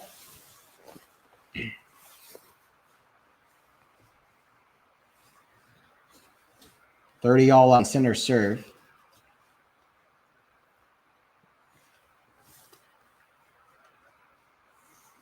This could be this is a tough day in the office for Yannick, it seems like, compared to what he's used to.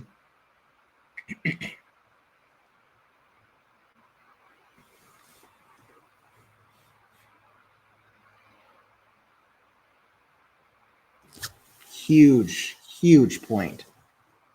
No doubt about it. Right here. Serve. Sinner. Can't make a first serve. I mean, just Sinner serving alone is making me think he's not faking some injuries. Slightly hurt. Good second serve. Decent second serve, but Felix needs to make that return. That's in the net. 40-30 for Sinner. Bad return from Felix, honestly. Needs to make that.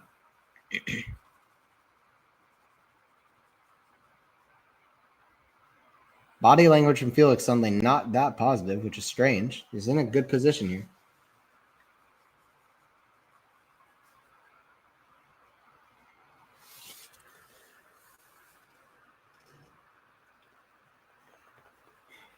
Sinner serves his way out of trouble there with the last point.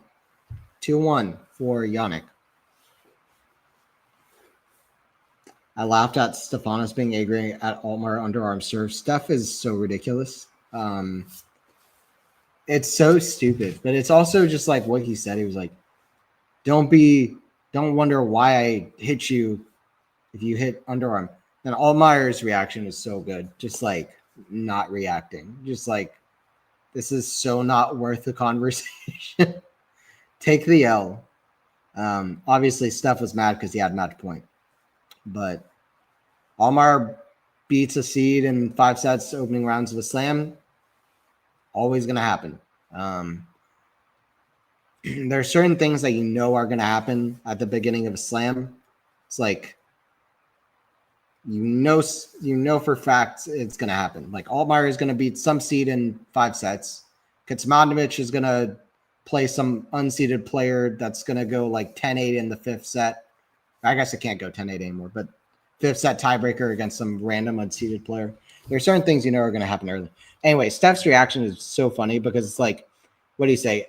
He hit Altmaier with the ball at some point during the match, but that's also fine. Both of those things are part of the game. He was so aggressive for no reason. He's so embarrassing to say that. It's an embarrassing thing to say. Which is why Altmaier was like, I'm not going to involve myself in this embarrassment. Like, you can be embarrassed by yourself. I'm just going to not participate in this.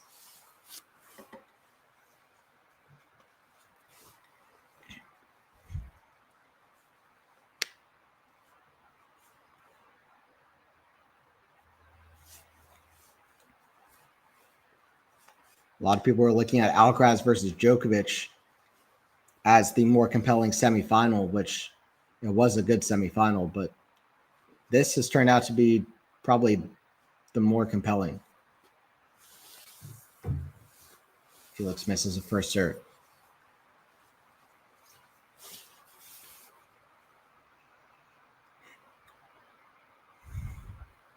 Backhand center short. Forehand big, yeah. I think that's, yep. Felix makes it. Sinner will need to work hard to get his way out of trouble. By the way, if Sinner is injured, that's dangerous for him coming into the final against Alcaraz. We just hope it's not another Cincinnati final situation for Yannick. But regardless for the fans, for Sinner, it's not a good sign, but let's see. Forehand big down the middle from Felix. Another big one down the middle. Forehand Sinner. Back to the forehand of Felix, who misses it. 50-0. Good positive body language from Yannick, trying to pump himself up. A lot of it is mind games out there. Even if you're not feeling well, you put on a poker face. And if you're feeling well, sometimes you want to show as if you're not feeling well. It's all mind games. Everything is mind games all the time.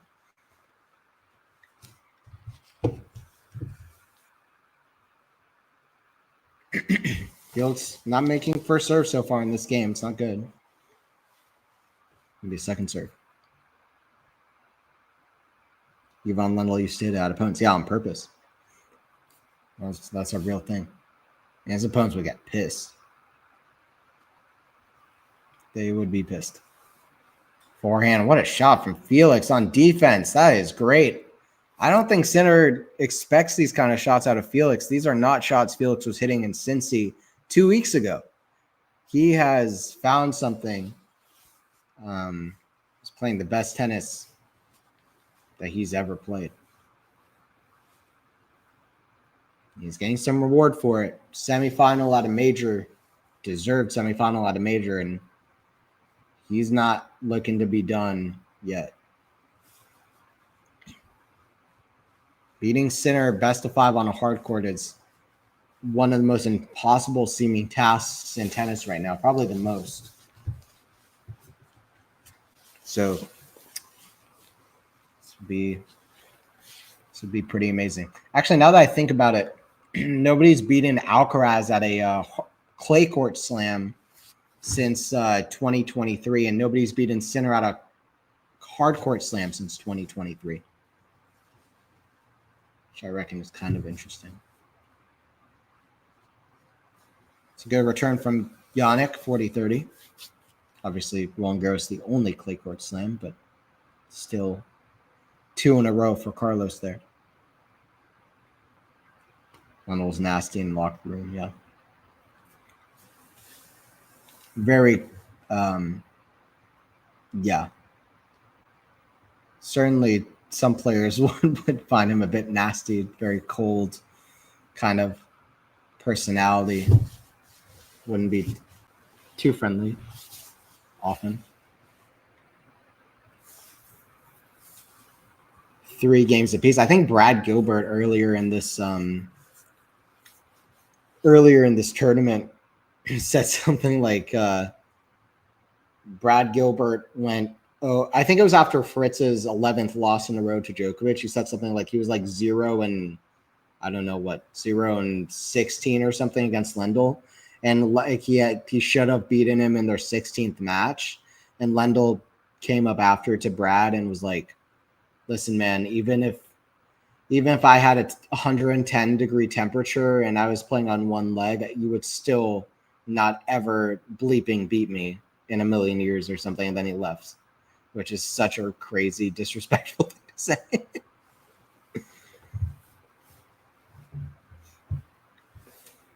It's also so unnecessary.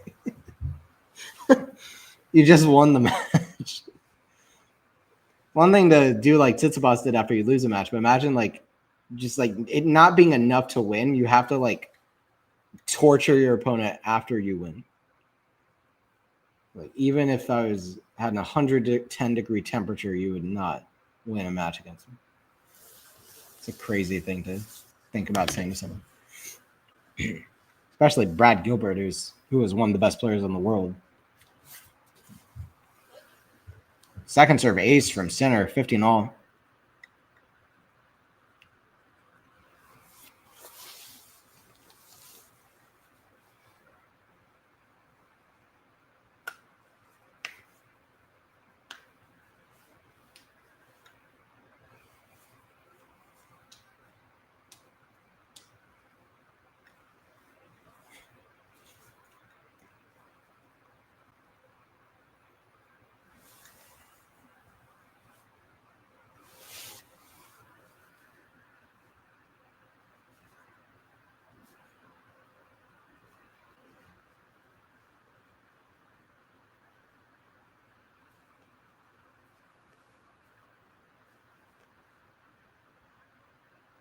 Oh, what a return from Felix. I think that's in.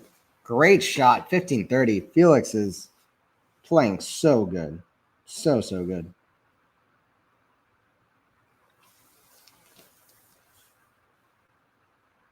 Yeah, that's a perfect return to serve. Felix has been up for the challenge today.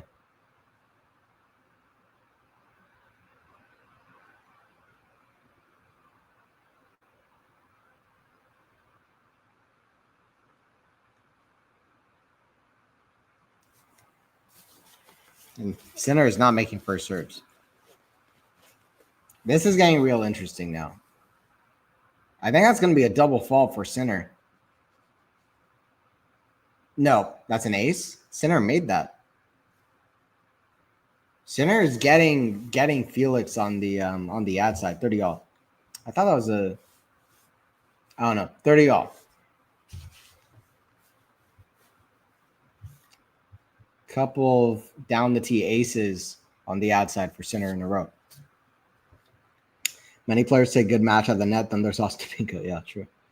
Well, so many of the WTA players are absolutely nasty at the net to each other. I don't know.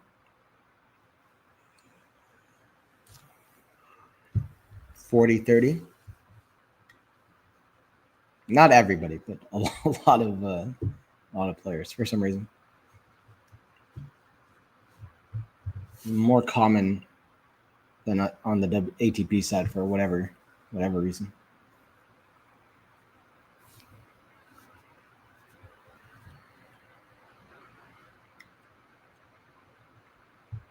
And yeah, Ostapinko is always been like that.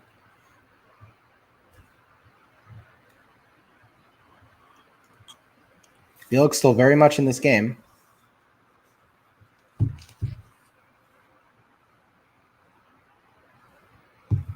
$40-30.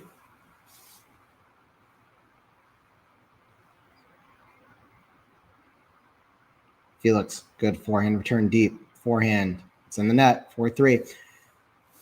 But there can be I can see a scenario where Sinner breaks and the score is like 7-5 or 6-4, and then like 6-2 in the fourth. Like Felix needs to. That's the thing. Like he needs to keep up this intensity, this level of play. And I mean, Felix has looked quite calm out there, but I think like it's high tension, like, and just staying fit and staying locked in. Like tennis is so difficult and so brutal at this level. It's almost like unimaginable.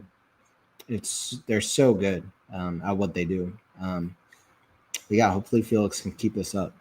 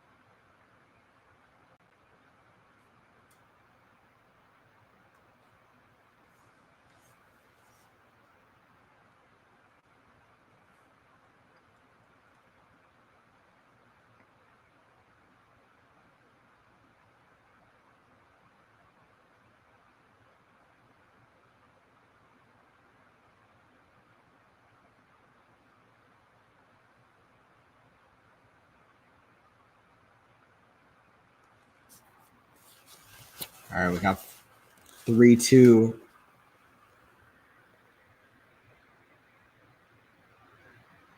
In this set.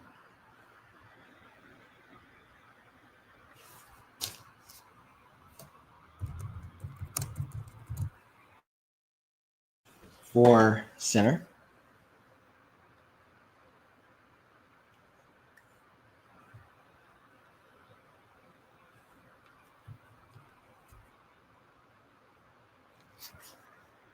By the way, Alcaraz already in the final. The last time he played a ATP tournament, he didn't make a final. Was Miami, where he lost to David Goffin in what was like a continuation of really weird, poor form for Alcaraz, where he would just like lose to some random like players. Yeah.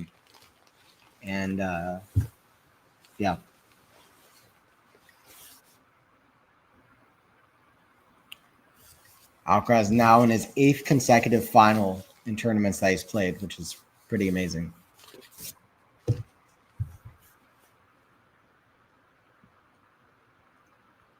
Forehand, the forehand of FA running around his forehand brilliantly today. Just moving really well. Great deep shots as well. That's too deep. Goes long. Love 30 for Sinner. Danger time. Danger time. Love 30.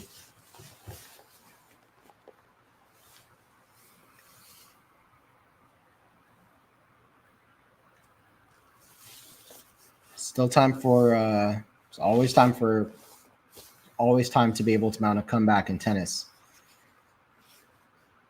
Whether it's in a match, a set, a game. Big serve from Felix. That starts it. 15-30. Starts the comeback. See if he keeps it up. 8 finals, freaky stuff. I know, that's ridiculous.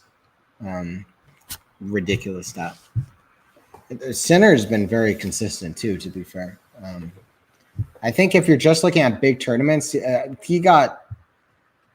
Sinner's a bit privileged in a way because he it was actually a good thing for him that he didn't play a lot of the clay court swing. But anyway, with the tournaments that he has played, he's made like the final in like 10 consecutive big tournaments or something. So both Sinner and Alcaraz are just consistently getting to the final.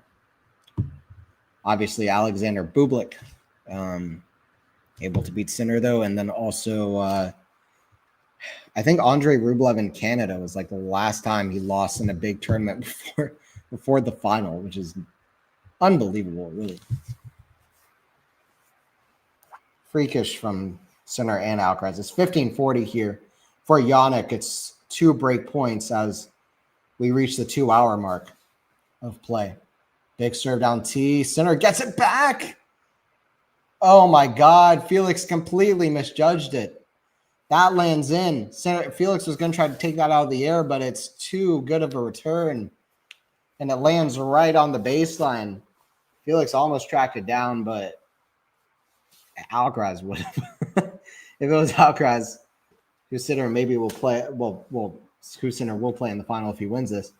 But Felix not quite at that speed. Misjudged it. 4-3 for Jannik with a break. Back in the lead here. Let's see if Felix can stay positive. I will say this. I didn't like Felix's body language early in the set when it seemed like Sinner was dealing with something physically and he wasn't playing his best, wasn't making almost any first serves.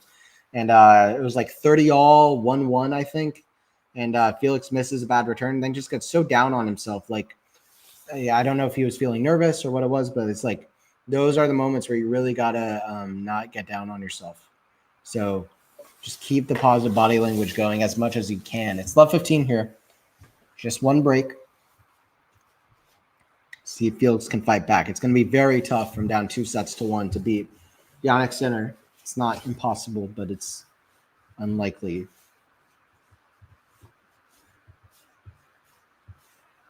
Have to win 2 consecutive sets against Sinner on a hard court. And that is not an easy task. You'd also have, just winning a deciding set against Sinner. Sinner has not proven himself in 5-set matches as much as Alcaraz has, but that would still be a very difficult task. And it's not been a particularly super long match. It's not been short, but it's not been particularly long so far, like the most physical match ever. So I think it would be very difficult to pull that off. Backhand, cross court to the backhand of Felix.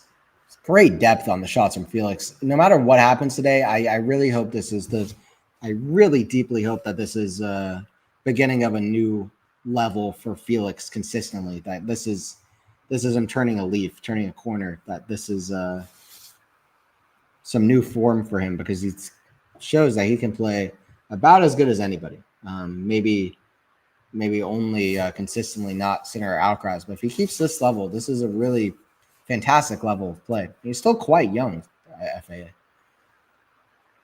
I mean, Wawrinka only got to be his best when he was like 29 years old. So I guess you never really know, do you? Jasmine Paolini first reached her, really became the player she became at, I don't know, 28, 29 years old as well. So even Jessica Pegula, late bloomer in her career, but been one of the most consistent WTA players of the last 4 or 5 years. So you never know. Felix only 24 years old, 25, I guess he just turned 25.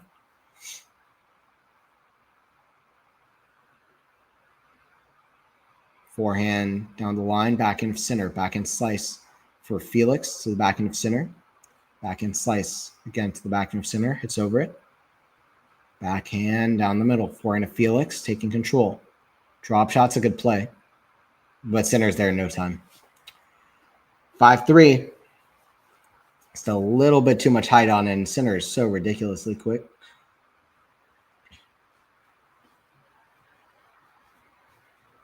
Could have been an okay play in my book, but Felix doesn't have drop shot skills like Alcaraz.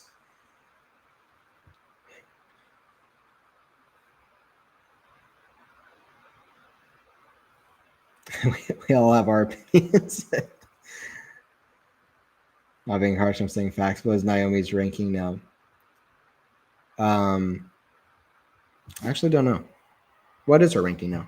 I mean, she got to the Canada final and semi of a slam, so she's got to be pretty high up in the rankings, especially because, like, honestly, like on both the WTA and the ATP, like the rankings are kind of silly looking at this point, where it's very like the top 3 or 4 players have a lot, but everybody else has like very little compared to the usual.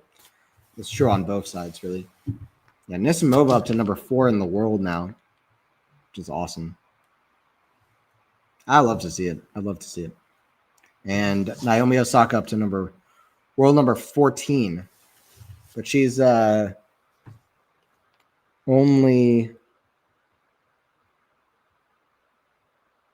600 points from being like world number 11, for example. So she can rise up the rankings even beyond where she is now. And she's about 1,400 question mark, like 1,300 points behind Elena Rybakina, who's number 10 in the world. So let's see how she keeps moving up. But yeah, hoping this is the beginning of new form for Naomi Osaka. It seems like for sure with Osaka, but Osaka and Felix as well now too. Osaka seems like a sure thing also because she got to the final in Canada. And she's been playing pretty well for the most part this year in general. Better and better as the year has gone on, I would say.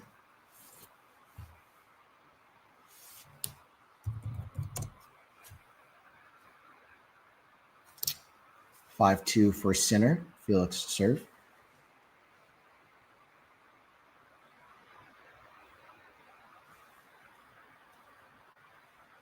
Sinner misses the return. 15 love.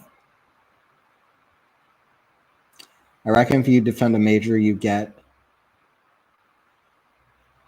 bonus points. What do you mean?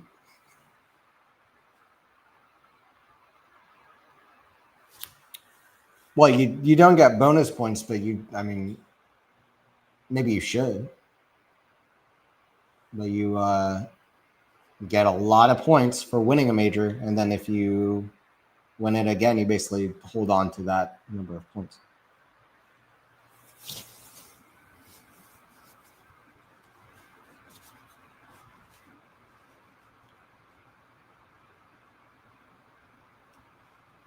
Forehand, Felix drifts long.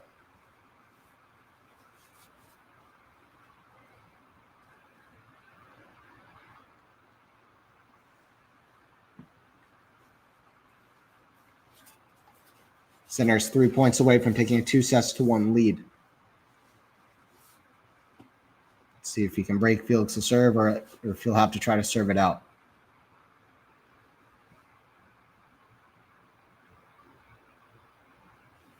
Might not be so easy, though. I have a feeling the I have a feeling Felix breaks here, and then the 5-3 game could be complicated. He could also hold to love, but my gut tells me that the set isn't so simple yet. Let's see. That it's just over and that's it. But let's see. Center ready to return. Felix trying to at least make center have to serve for it with serve into the net. Second serve. Center versus Alcaraz, who wins? I have Alcaraz. Especially looking at today, I feel like center's not at his best and potentially might not even be healthy at his 100%. I had Alcaraz anyway. I wrote down my predictions for the scores of both semifinals and also the final, which I had as Sinner versus Alcaraz, and I had Alcaraz in 5 sets, 6-3 in the 5th. So let's see. I know he's probably not favorited, but he's playing amazing, and he hasn't dropped a set, and he has the winning edge over Sinner. I think if you take one in best of 5, I would take Alcaraz if I had to take one of them in the best of 5 format, like in a best of 5 Grand Slam format. They're both unbelievably good in slams, but Alcaraz is just next level. And I think, I don't know. Alcaraz beat him the last 2 times they played hardcourt finals. When Alcaraz is at his best, he's unbelievably good, and I think he's going to be motivated. He's going to be motivated to win this tournament again. It's such an important final. He's going to be motivated to be world number 1 again. I think motivation's clearly there.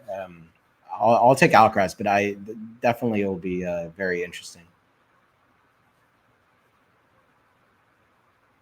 Forehand slice. It's going to float long. Good point from Felix. Saves a set point.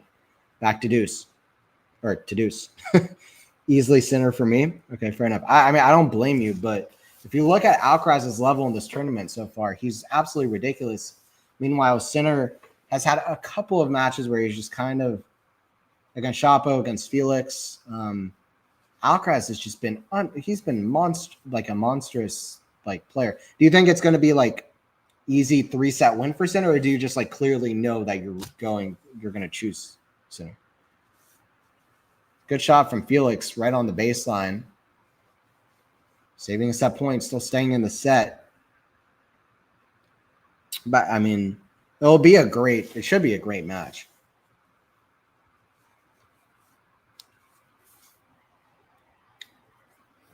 I mean, Sinner is considered the hardcourt king compared to Alcaraz, but I think people are kind of counting Alcaraz out too quickly on a hard court. And Alcaraz likes the challenge as well. He doesn't mind not being the favorite, as far as I can see. He doesn't mind being a bit of an underdog.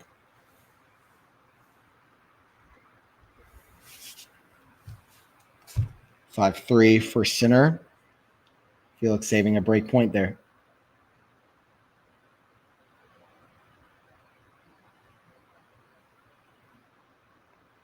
Felix saving a set point. Sinner is unreal on hardcourt. That's true. So because of the hardcourt, Alcaraz even faster now. Yeah. Well, he's insane. I still think, to me, he's the quickest player to ever hold a tennis racket. I don't know if he would beat.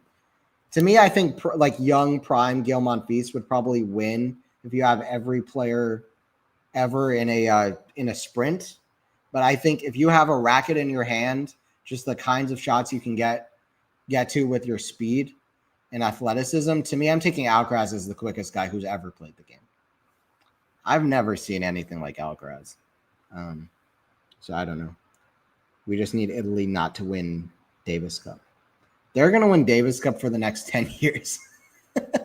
Italy has Sinner, and they also have 500 other random Italian players that are really good.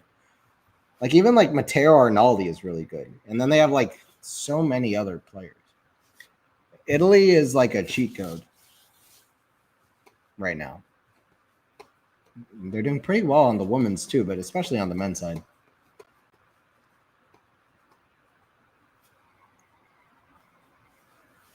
Italy is an even more insane version of what Spain was in the 2010s. I mean, it's probably pretty similar in general, but I feel like it's going to get even worse in like 5 years.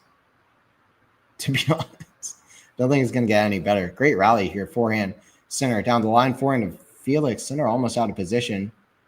Slice from Felix, center in an uncomfortable position, but finding a way to stay in control. Really impressive point from center. 40 love.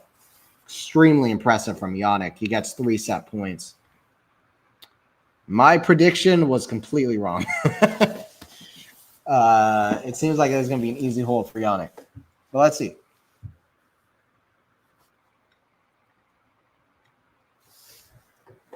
Center hitting many more winners than Felix in this set, 11-4.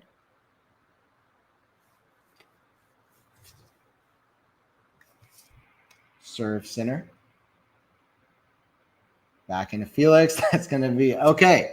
Very, very difficult hold of serve for center as he holds to low. He did not prove me right there. 6-3, center, 2-1. Mafi's the fastest. Second, Demon War, Alcaraz third. I mean, I don't mind that. I think that's fine too. Demon War's faster than Alcaraz. I feel you might be right. There's probably stats to back that up. I don't know. I don't know if there is or isn't, but that's a fine take. All right, I'll be back for the fourth, guys.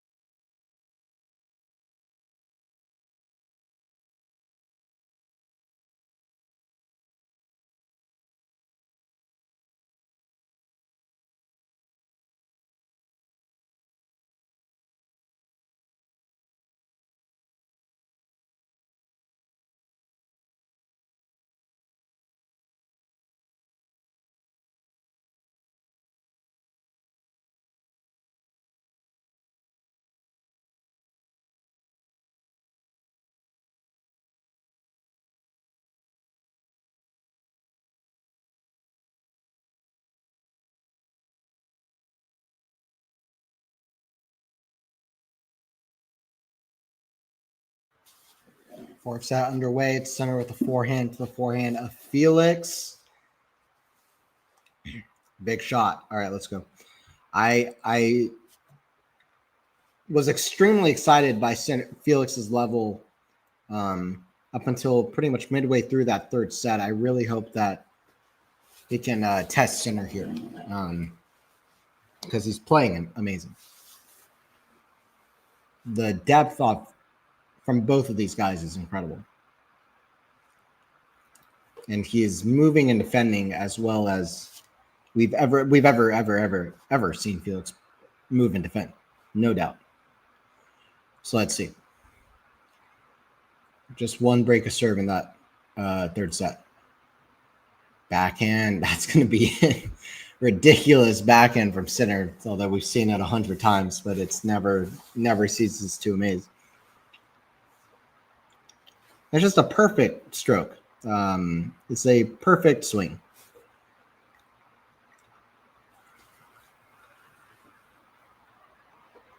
It would be intimidating, no doubt, if you're the opponent of that. Serve and volley. Oh, Sinner's going to be there. Volley again. Sinner's going to be there for sure. That's going to go back behind Felix. It's just so hard to put this guy away. This guy will break you down. I felt like Felix, it was that volley. The volley, he went for this like drop volley thing. If he could have managed it, it would have been better to hit through the court a little bit more than he did. But it's so hard with Yannick because that was coming with pace, low, and so hard to deal with. It's hard to deal with that shot, to be fair to Felix. Very, very difficult against Yannick. Serve into the backhand. Yannick forehand. Now Yannick to the forehand of Felix. Forehand. Again, down the line. It's going to miss. 30 all.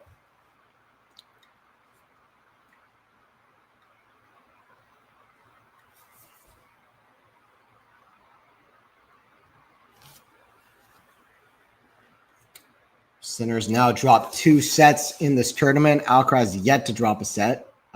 Nobody in the Open era has won the U.S. Open without dropping a set. The last time it's happened all time was 1952. The last time somebody won, I guess, what was at the time the U.S. Championships without dropping a set.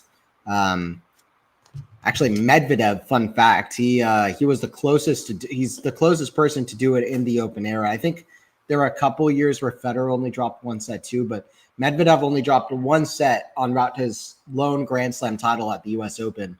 And he lost the set not to Djokovic in the final, but to the perennial dark horse of the U.S. Open, which is Botic van de Zandschulp. Botic took a set off of Medvedev in that tournament. But nobody, that was the only set he lost, and nobody has won the U.S. Open without dropping a set. It's going to be very hard for Alcaraz or Sinner to win the final in straight sets, to be fair. Lob is going to be in, about as easy as it gets for Sinner. Back to deuce. To deuce we go.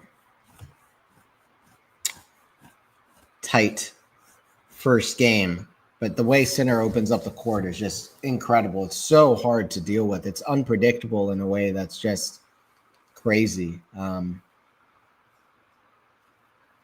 Just the way Sinner can take over the game.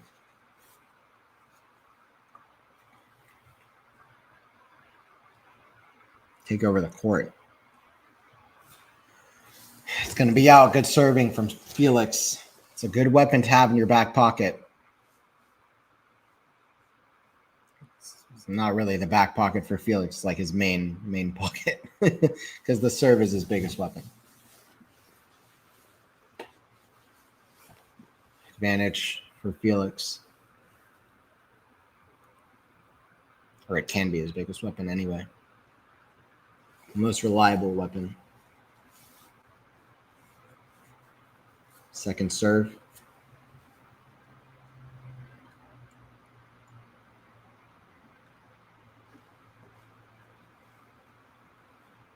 Forehand, Felix, the backhand of Sinner. That's going to be out. Good opening game for Felix. Tight, but he gets out of trouble. 1-0. I'm hoping this fourth set is close. It's been a very exciting match, honestly. Level has been very, very, very, very, very, very high. Such a crazy stat. He's won 32 of his last 33 major matches. That sounds like a Djokovic stat or something. That also sounds like a Djokovic stat. 26 straight hard court matches at majors. Actually, I think he's looking to tie Djokovic's best streak of matches ever for most hard court major matches in a row. Because I think Djokovic has done what Sinner has done, which is essentially win 3 hard court slams in a row and then lose in the final or make the final of the fourth. In that case, Djokovic, I think, didn't win it because he's never defended the U.S. Open, period.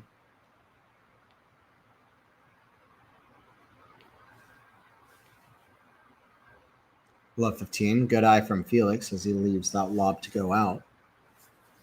I don't know when that would have happened, though. When did Djokovic win 3 slams in a row and then lose in the final of the other slam? It would have been at New York for sure. I don't know exactly when that would have been. But I think I could mentally figure it out, honestly. Wait, which US Opens did he win, first of all? 2011. So 2011 Australia, 2011 US Open, 2012 Australian Open, and 2012 US Open. That probably is the one. Because that would be equivalent to what Jannik is trying to tie here. And I think Federer has the record, which is way more. I think it's like 36 consecutive or something hard court slam matches.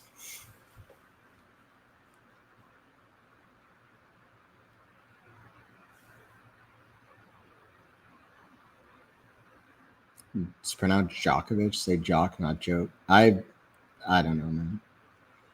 It's the only indoor 1,000 tournament, I think. Yeah, Paris is cool.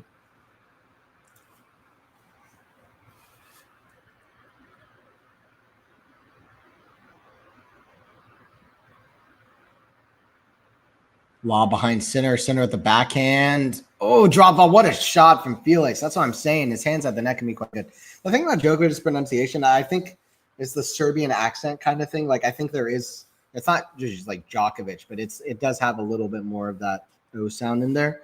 But I think if you just hear the way like Djokovic says to pronounce his name, as far as I'm aware, it really is basically in an American accent, you would just say Djokovic, I think. I could be wrong. I don't think that's a wrong way of saying it. Positive reaction from Felix, trying to get the crowd involved as well, clearly.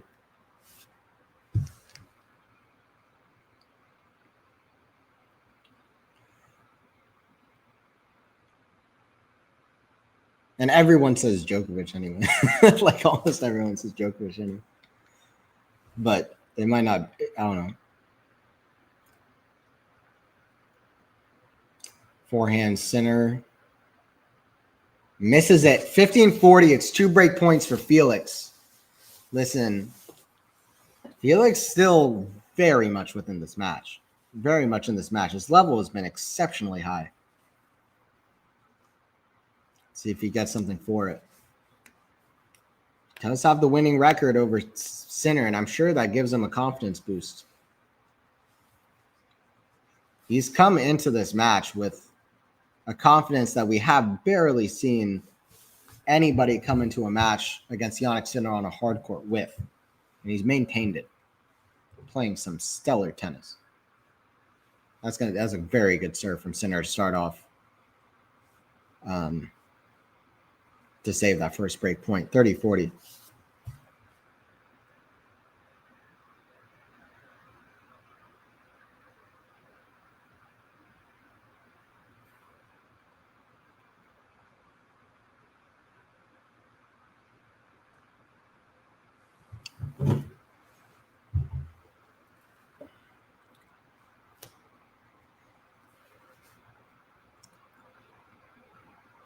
Another big serve from Sinner. Deuce.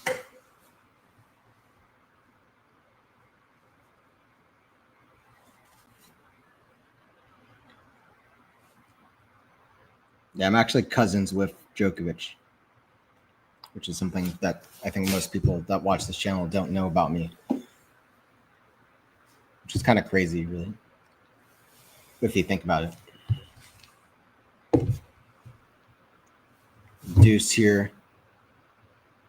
Center serve. I'm a ridiculous serving performance when he needed it the most. It's going to be on Tennis TV, bro. 3 straight absolute killer serves when he needs them the most.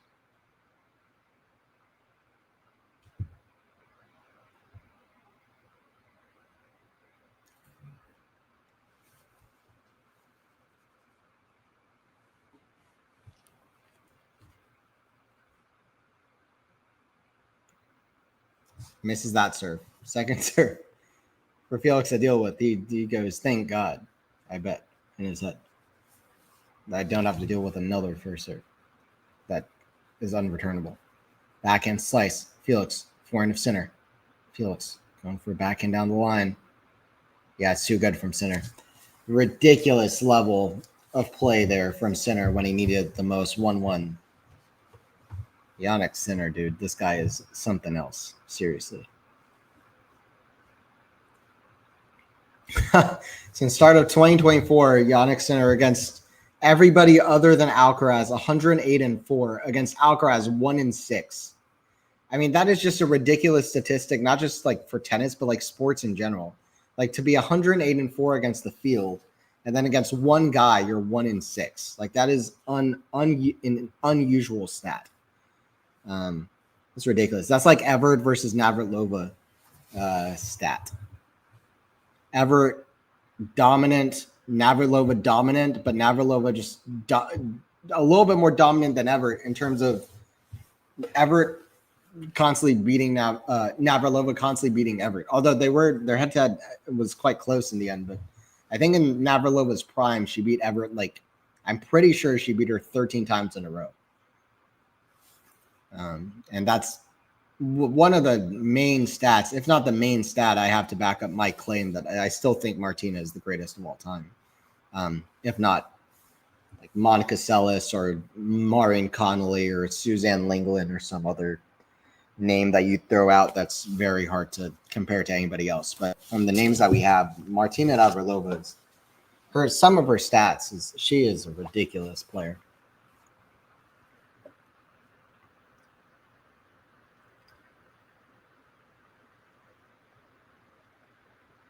Backhand volley. Oh, it's lucky from Felix, or maybe unlucky. I probably unlucky, really. But got in the net cord, then it just drifted over. But enough height on it that Sinner is able to get to and hit a winner. 15-30. This could be danger time. I thought it was lucky because it looked like the shot was just going to hit the net and that was it. But it got to the other side, but not with enough.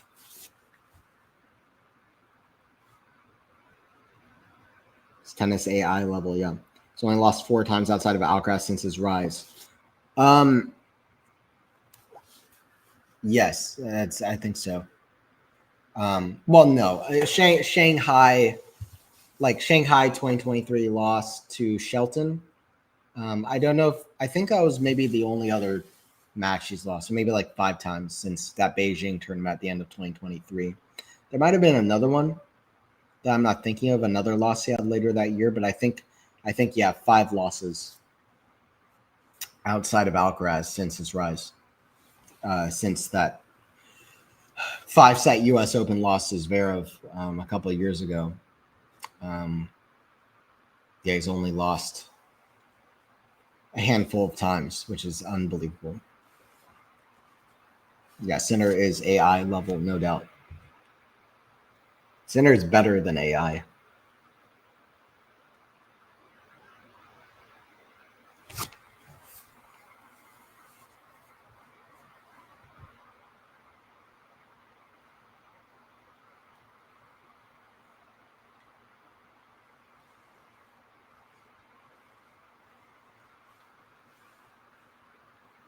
Sir Felix, forehand of Sinner, forehand Felix, great shot, cross court backhand. What a, ooh, I think he just missed it. That would have been crazy.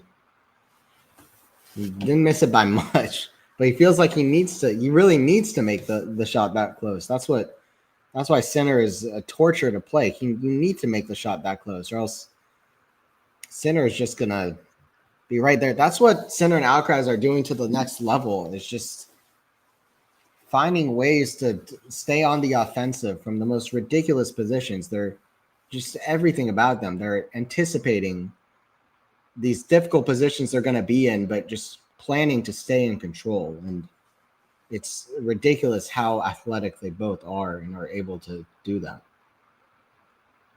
Like out of the corners and also center from the middle of the court, the way he's able to redirect and control and just suffocate the opponent. It's so ridiculous.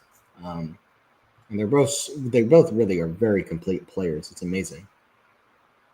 Just taking tennis to a new level. It's advantage to FAA though, as Sinner hits a shot on the net.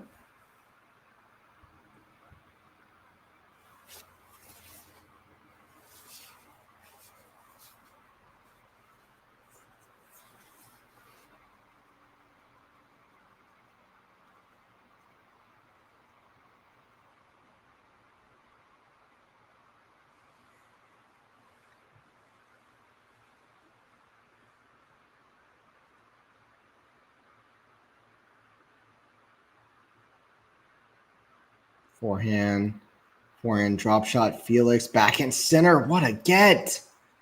Lob. Oh my God. Center is nuts. That's the shot of the match so far. That is ridiculous.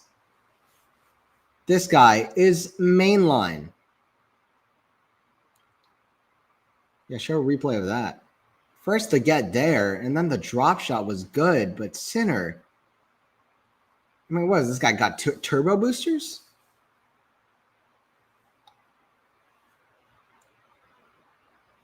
I mean, ridiculous. Even that return is ridiculous. This level is insane. Felix with a forehand winner down the line. Advantage to Felix. This might be the highest level match of the tournament.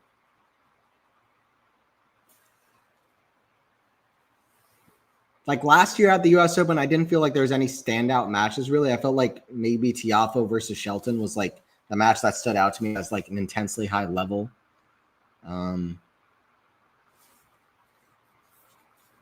This year, this seems like that so far, this is the match that stood out to me. This is an amazing level. Felix has shown up 2-1.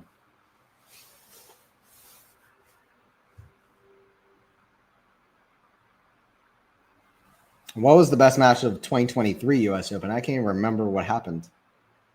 2023 U.S. Open. I guess that was, Djokovic beat Medvedev in the final. Well, that final was kind of boring, honestly. And then what was the semis? Medvedev, amazing match against Alcaraz. I guess that one was fun. Medvedev played out of his mind. That was the best I've ever seen Medvedev play. Probably the best Medvedev ever will play. Medvedev in that match was arguably one of the highest levels of tennis I've ever seen. I don't want to overhype it, but Medvedev was insane in that match. Certainly the best I think I've ever seen him play. If it is one of the best levels, I wouldn't say it's like whatever. Anyway, it was a high level. 2022, that's in our Alcaraz quarterfinal, obviously, was the highest level of that U.S. Open. We need to see Medvedev back in his prime.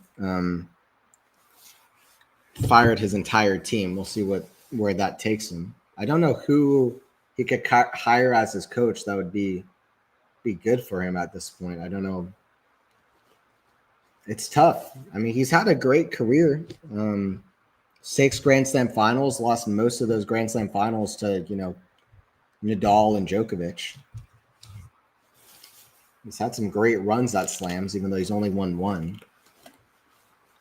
He's won quite a bit of Masters titles. His prime level is amazing on hard court. He's won a Masters title on clay. So had a great career, but it's bittersweet end to too. Even though he got to world number 1, you feel like he should have at least won 2 slams. And it seems like he'll end up with 1. But there are quite a few number of players that have won just 1 slam where you're like, that's crazy they've only won 1 slam. Del Potro, Roddick, Medvedev, Tomas Muster. There's some others I'm not thinking of too, but to me, Del Potro by far the craziest of that bunch to only have 1. Should have had 5, at least.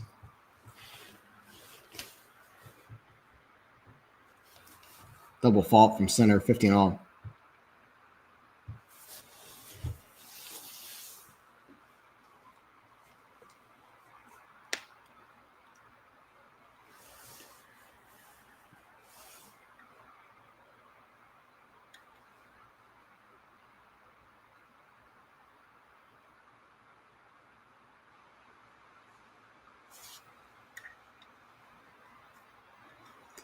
Forehand from Felix. That's in the net. 30-15 for center. It's becoming a bit of a serving matchup at this point. It wasn't early in the match, but this set, it's kind of been a little bit more that way. Both guys serving well now.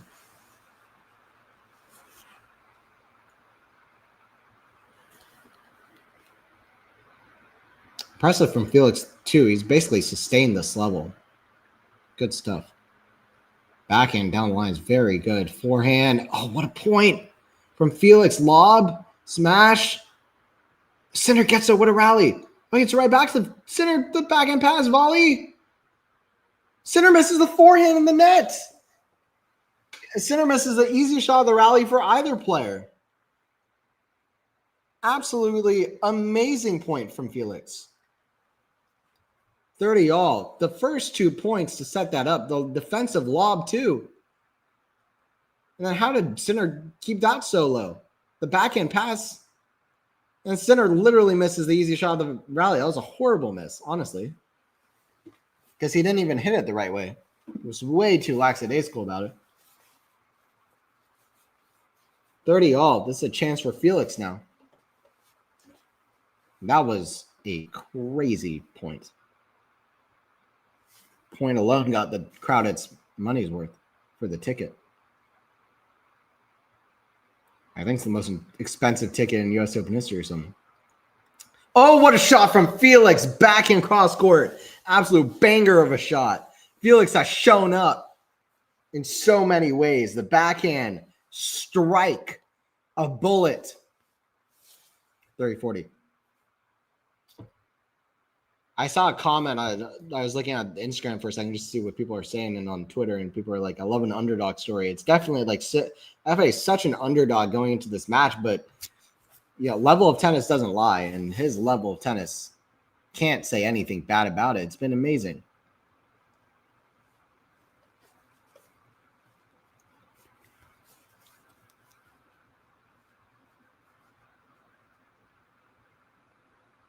Backhand, center. Very close there on the baseline from center. Backhand, Felix, cross court, staying low. Felix has a chance here. Backhand slice, forehand of center. Backhand, short. So yeah, center in control. Oh, did Felix make that or miss that? Felix missed it? Felix was very close with that forehand. That would have been an incredible shot, but I think he just missed it. I thought he made it, and that would have been the shot of the match by a country mile if he did. Oh, shoot. Oh, I completely missaw it. Sinner, he did make it, which was amazing, but Sinner somehow, I thought the next shot Sinner hit was out for sure. He made that on the sideline. What a ridiculous level now from both guys. That point, now that I saw what happened, is similar to the points we saw at the end of the Sinner Alcaraz French final. That is ridiculous. Sinner carved that in at that moment in the match.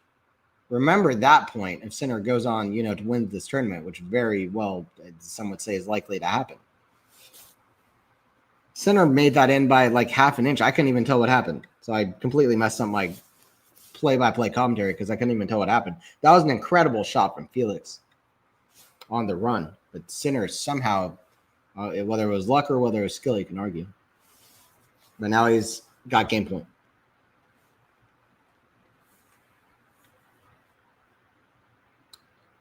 I'd say by far the highest level match of the tournament. Like by far.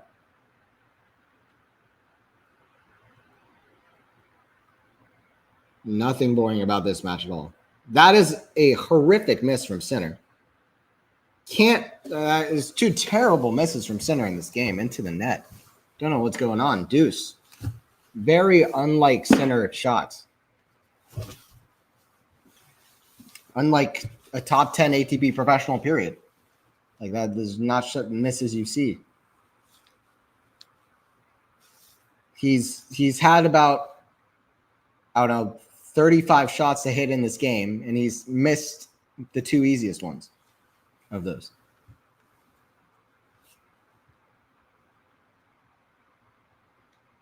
That's tennis AI level, yeah.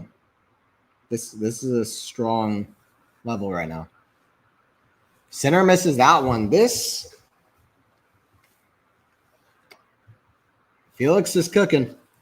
Advantage to Felix. He's cooking something up. But can he convert? If he converts here, I think we're going to see a 5-set classic. It's already pretty much a 4-set classic. I don't know. Does this term classic? I think it is. It's an amazing match right now. High level. Certainly memorable already. Whether it's a classic, I don't know. But if Felix can push it to 5, it's a classic. Not quite at the classic level yet, but it's been very good. Forehand, cross court with forehand of Sinner, down the line, backhand. Felix stays in. Forehand, Felix goes too big. Got a little bit greedy there. Deuce.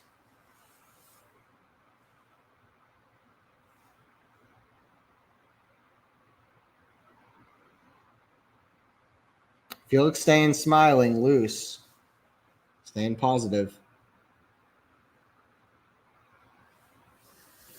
You gotta have to enjoy it playing at this high of a level. That's what Djokovic said after losing to Alcaraz. He's like, I lost in 3 sets, but I was enjoying the level we were both bringing in the second set, some of our points, which obviously he's always enjoyed being able to play at that level, but I guess now he's appreciating it more that he still can. Oh, what a pass from Felix. Now that is the shot of the match so far. It's getting better and better. One of the best games at the U.S. Open you'll ever see. Seriously. This level is peak right now. Absolutely crazy shot from Felix. Felix playing at the level of Sinner and Alcaraz right now. It's crazy. What if Felix completes the big 3? Felix is Djokovic in the big 3 scenario. That is the most reactionary, hyperbolic thing I've ever said. Advantage to Felix. He's got break point. That's a missed serve from Sinner.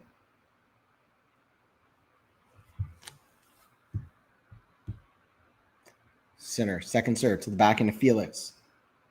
Oh, terrible miss from Sinner. From Felix into the net. It's deuce.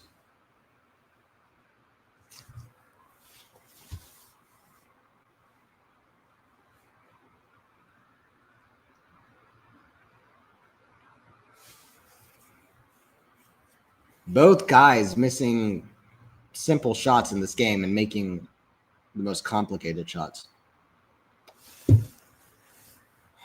I don't know. I have no idea at this current moment how this match is going to go from here. It's very up in the air right now. But it's been very good so far. Big serve from Sinner. Advantage to him. But this, I will say this. Anisimova and FAA over the last few days have certainly proved, if not cemented into tennis fans' minds, that one match doesn't necessarily define how the next match is going to go in the head-to-head, even if it's very short time after. Just never know.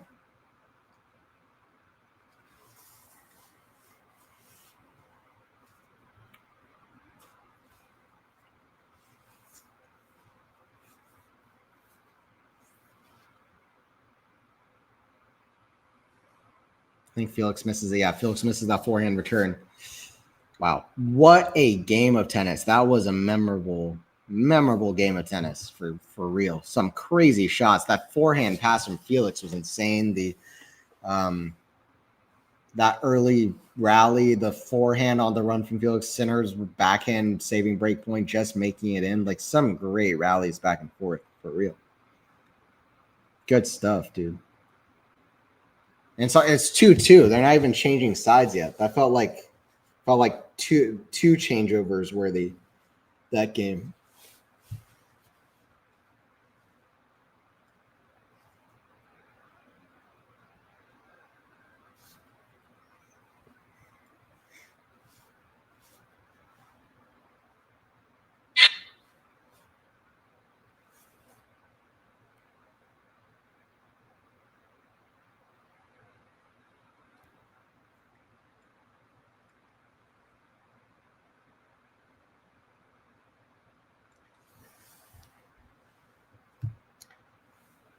I just saw this stat that Alcaraz joins Federer, Nadal, Murray, and Sinner as the only people to beat Djokovic on all three surfaces. Is that a real stat? Because that almost doesn't sound right. Only the big four and Sinner have beaten Djokovic on all three surfaces. Like that sounds like very, like almost unlikely. Like that's insane if that's true. I'm trying to think who else would have. I guess Del Potro didn't. He had a lot of close matches with Djokovic on all surfaces, but I guess he never beat him on grass, maybe even clay actually. But he had close ones on both. Hey, how are you doing, Joe? Good to see you. Yeah, we back with the commentary. How are you doing? It's been a great match. That's a crazy stat, though. If it's true, it probably is true. Yeah, I don't see anybody contesting that. I hadn't realized that those were the only players that have beaten Djokovic on all surfaces. I'm thinking like Tsonga or somebody like that. I guess Wawrinka hasn't. But yeah, on grass, Wawrinka would not have. But I guess it's hard to, it's not that often you play, I guess Djokovic on grass courts, let alone beat him on grass courts. Like how many players have beaten him on grass court, period? Like it's not that many. So it would have to be one of the people that beat Djokovic at Wimbledon, which is like, who is that? It's like Alcaraz, Beredic, Query, and that's it. There's probably a few more there, but Murray, Rafa, Roger. And yeah, that's basically it, really. That's crazy.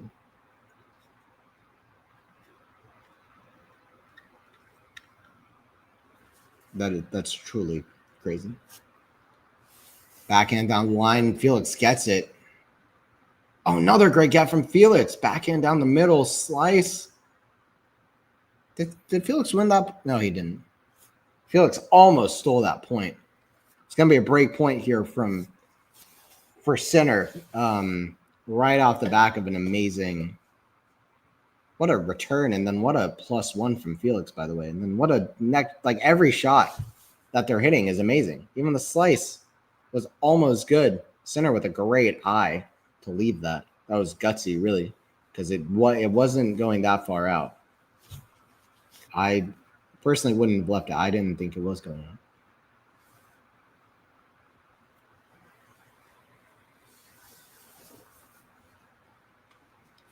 I guess it's Sinner being gutsy in the big moments that separates him, as well as so many other things. Break point. Another great return from Sinner. Backhand. FA's got to be careful. Forehand cross court, ridiculous shot. Squash shot's going to go out. Yannick Sinner. Stop it. Stop it. 3-2. Sinner now in control. I mean, respect to AUGER ALIASSIME really is all I can say, because this Sinner is an alien, and we know that, but FA has been an alien today. He's been alien level today. Like, FA is playing like Sinner and Alcaraz, like, pretty much. Like, and it's amazing. So hopefully FA can keep this level up, because this is an awesome level. And I really didn't expect to say that Felix is playing like Sinner and Alcaraz. I didn't expect to say that about any player. I'm not sure he's really playing like them at their best, but it's not far off. He's playing awesome. I guess clearly he's not, because he's losing to Sinner, but he's playing great.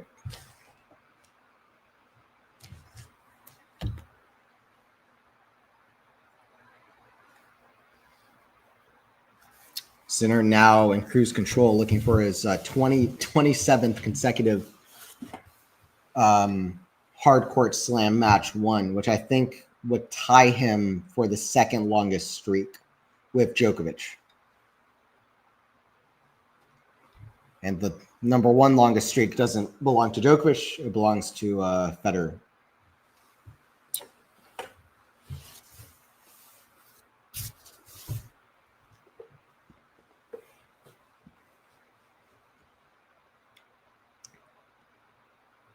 I don't know. What gives you more confidence? Finding a way to win this match in 4 sets or beating Djokovic in straight sets? 38-year-old Djokovic in straight sets. Djokovic who's gone to the semis of all 4 slams. I don't know. It's going to be a great final. Let's see if Sinner can finish off the job, though. This match has been pretty crazy, and you never know. Felix is playing great, so there might be another twist in the plot. We'll see. Who are the top 8 players going to the ATP finals as stands? That's a really good question. Let me look it up. I don't know. I don't think I've looked at the race like one time this year yet. I guess you look at the race more as the year goes on towards the end of the year. But so the live ATP race right now, Alcaraz and Sinner for sure are confirmed. Surprise, surprise. And then Djokovic, Zverev, Shelton. This is a live race. Djokovic, Zverev, Shelton, Fritz, De Minaur, and Musetti is also in there. And the 2 alternates as it stands would be Draper and now FAA as well. Behind them, Rublev, Ruud, Khachanov, Runa, and Bublik. So as it stands, Musetti, Demon, Fritz, Shelton, Zverev, Djokovic, Sinner, and Alcaraz. Musetti being 8th is kind of crazy, but interesting. I guess he did make the Roland Garros semifinal, among some other things. Monte Carlo final. Had a really good clay court swing. 30 love here.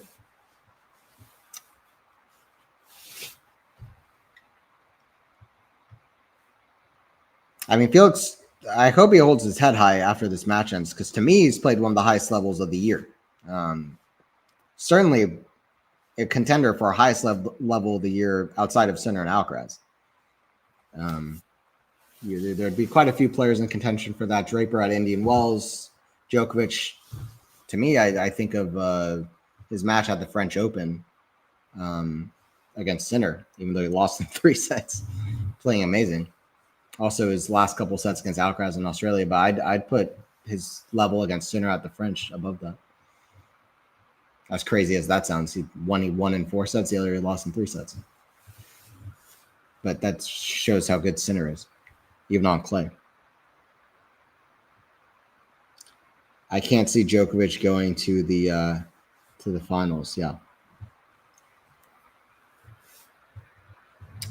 I mean, he didn't last year. He really might only play slams from now on, and it's his right. 3 hours into this one, by the way. I'll remember that, what was it, 1-1 game? No, 2-1 game. I'll remember that game probably forever. That was an amazing game of tennis. One of the better games I've seen.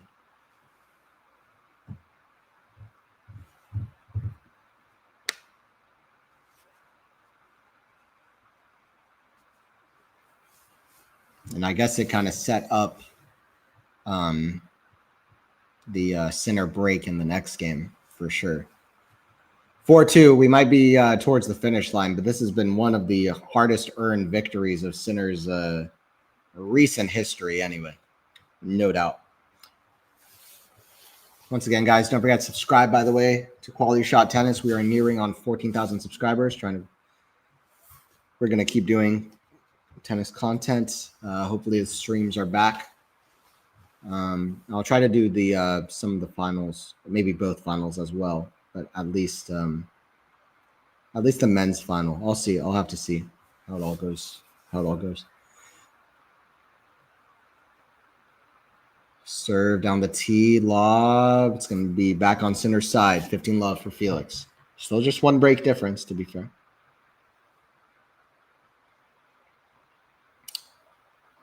Joe, when do you see Djokovic retiring? Do you think he's even thinking about it at this point? To me, it seems like he still enjoys being out there, and also just the fact he's made semis at all four. Like, I think he's being realistic with himself now that he's probably not going to beat Sinner or Alcaraz again in 5 sets. But if he plays anybody else, like if he doesn't have to play these guys, which is a big stretch at this point, because it seems like Sinner and Alcaraz are going to play in the final of like every tournament for, I don't know, right now they are playing in the final of every tournament. But if he doesn't have to play him, he can be anybody else. So I don't know. I guess we'll see. I've always been of the opinion he'll play as long as he feels like he's a true contender for Grand Slams. I feel like right now he could make an argument to himself that he is still. But he kind of does need to avoid Sinner and Alcaraz, which seems unlikely. It is just 2 guys out in a 128-player drop, but they've played in the final of the last 3 slams. So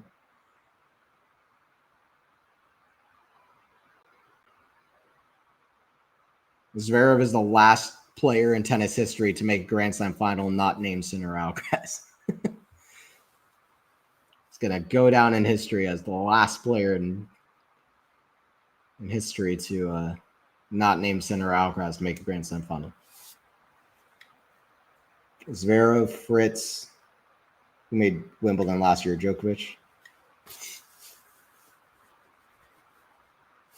What was the French Open final? Zverev also. 15:30. This could be a double break real quick. That 2-1, 2-2 game is very important. Maybe play one more year. I feel the same. I think I feel like Belgrade next year for some reason. I keep going back to that. I think that might be it. He might play one more full season and then call it quits. It's kind of my feeling. We'll see. That would be my prediction. Great point here. Backhand, cross court, backhand slice of Felix. Drop shot. Felix is going to be there. He had it. He missed it. I mean, I feel like Sinner has basically done the thing. He's taken Felix's soul like Djokovic does. Take his legs, then you take his soul.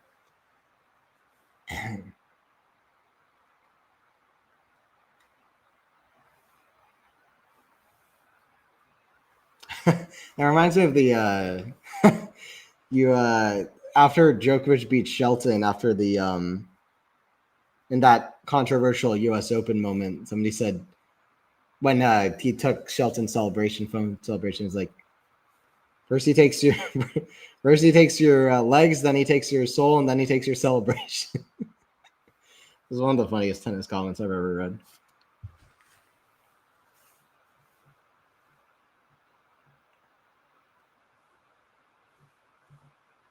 And then he takes your celebration. So good. 2 break points here for Sinner to crack this thing open. No coming back if Sinner finds a way to break here, which feels like Felix has 1 quarter checked out, and that might be enough to put Sinner through the door. Let's see. Backhands in the net. Good serve. Good deep serve. 30-40.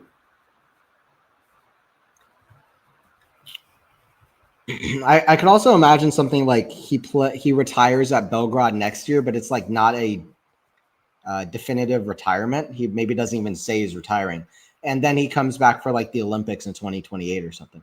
maybe plays like a 2 lead ups or something. He could have like a more less official like retirement, and he might like sort of come back and play occasionally or something, especially for the Olympics.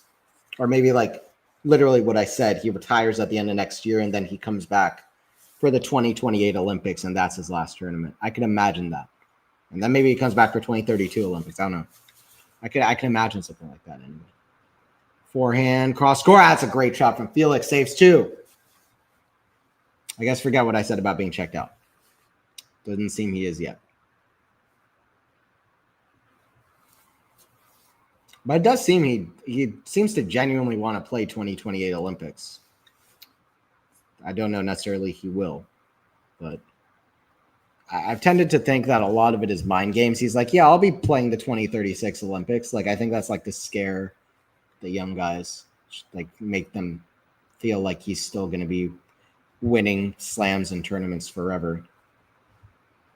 Because all these guys like Draper and Sinner Alcott, they grew up literally watching him on TV winning slams.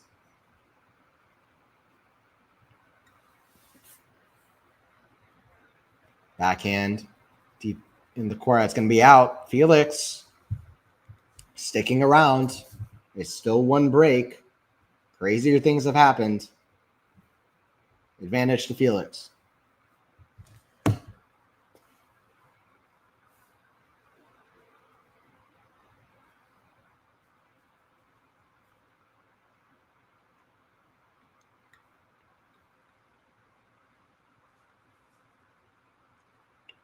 Forehand, Felix. Big shot, big hold, 4-3. Fist bump from Felix. So he gets the hold. Very, very, very respectable, more than respectable, impressive performance from the Canadian. What do you think's like the last slam Djokovic would play if he could like choose one slam to be his last? Australia has obviously been his most successful event. Wimbledon was his favorite growing up as a kid. US Open's the last in a season. The French has been a place where he's had some of his greatest milestones. He got the slam record at the French. He got the Joker Slam at the French where he won all 4 in a row. What else? He completed the career Grand Slam at the French. He completed the double career Grand Slam at the French.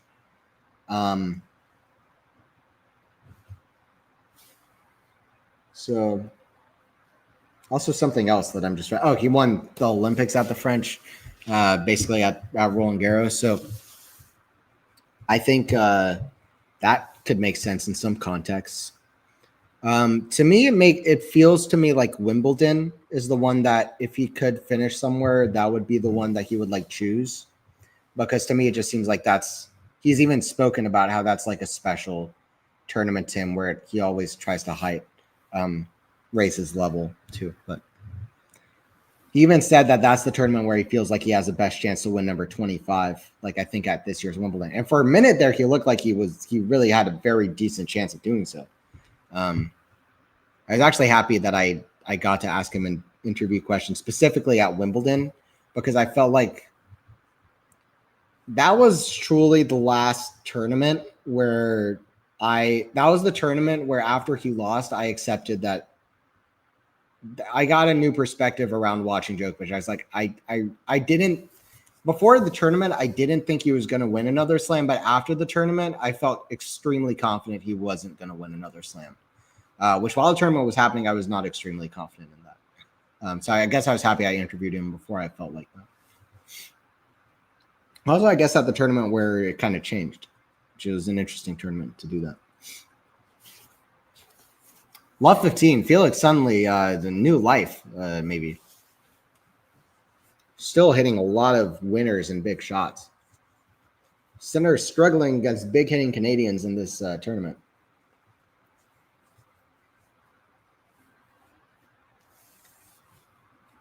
But if they're playing as well as Felix, anybody struggling against big hitting Canadians. Because Felix's level has been mainline. Serve here from Sinner. It's 2 holds away from the final. Forehand goes big. I like the attempt from Felix. 15-all. Misses it long.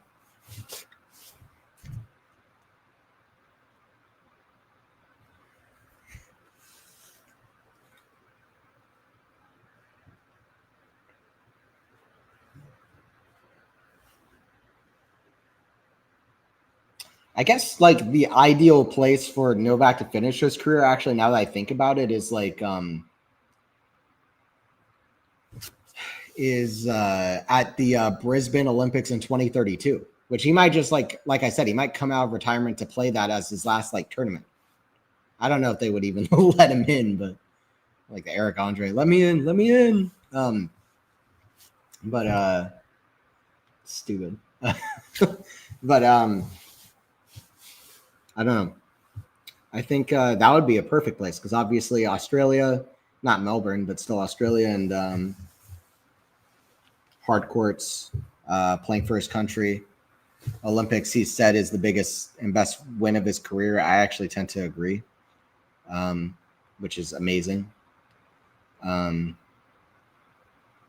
Defined him as the GOAT. I don't think it made him the GOAT, but kind of defined him as like, I don't know if that even makes any sense. I don't know what I'm trying to say, but it's like when I think of him as the GOAT, I think of that Olympics. It almost like, this is why he's the GOAT. That's why he's the GOAT. The GOAT. 40-15 here for Sinners. Got game point.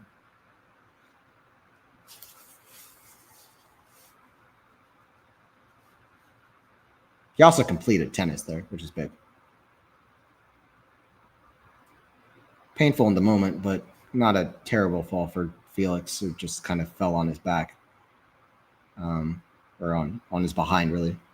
not a bad fall, all things considered.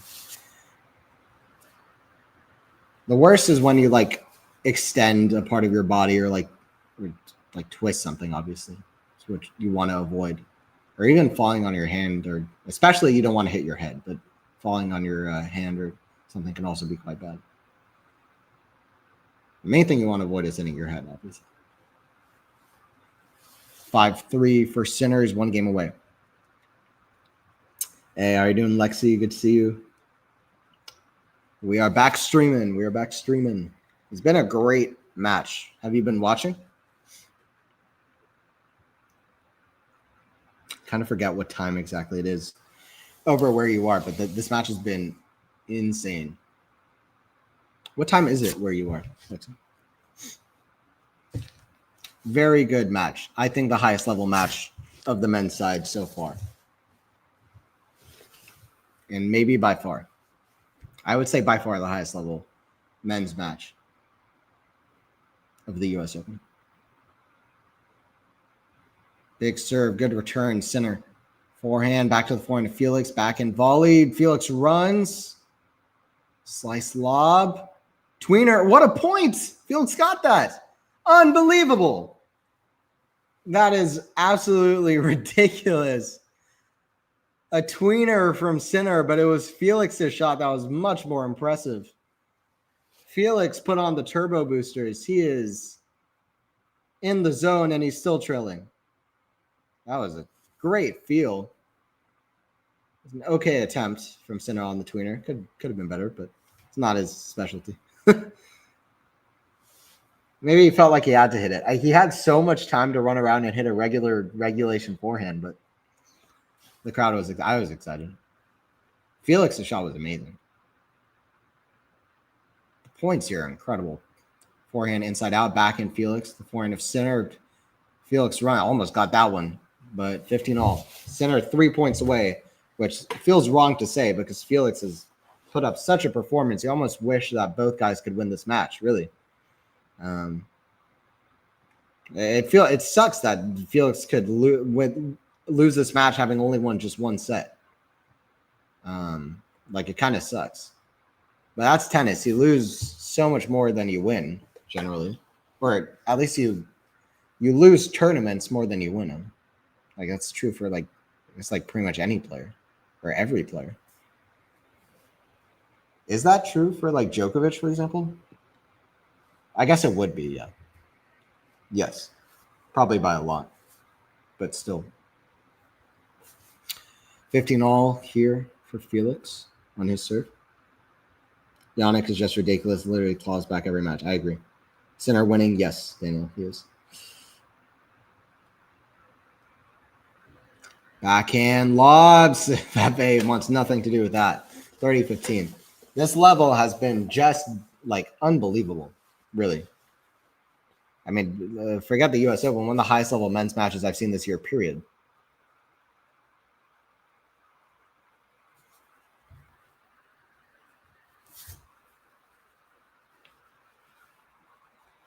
Let's see. It's not over yet.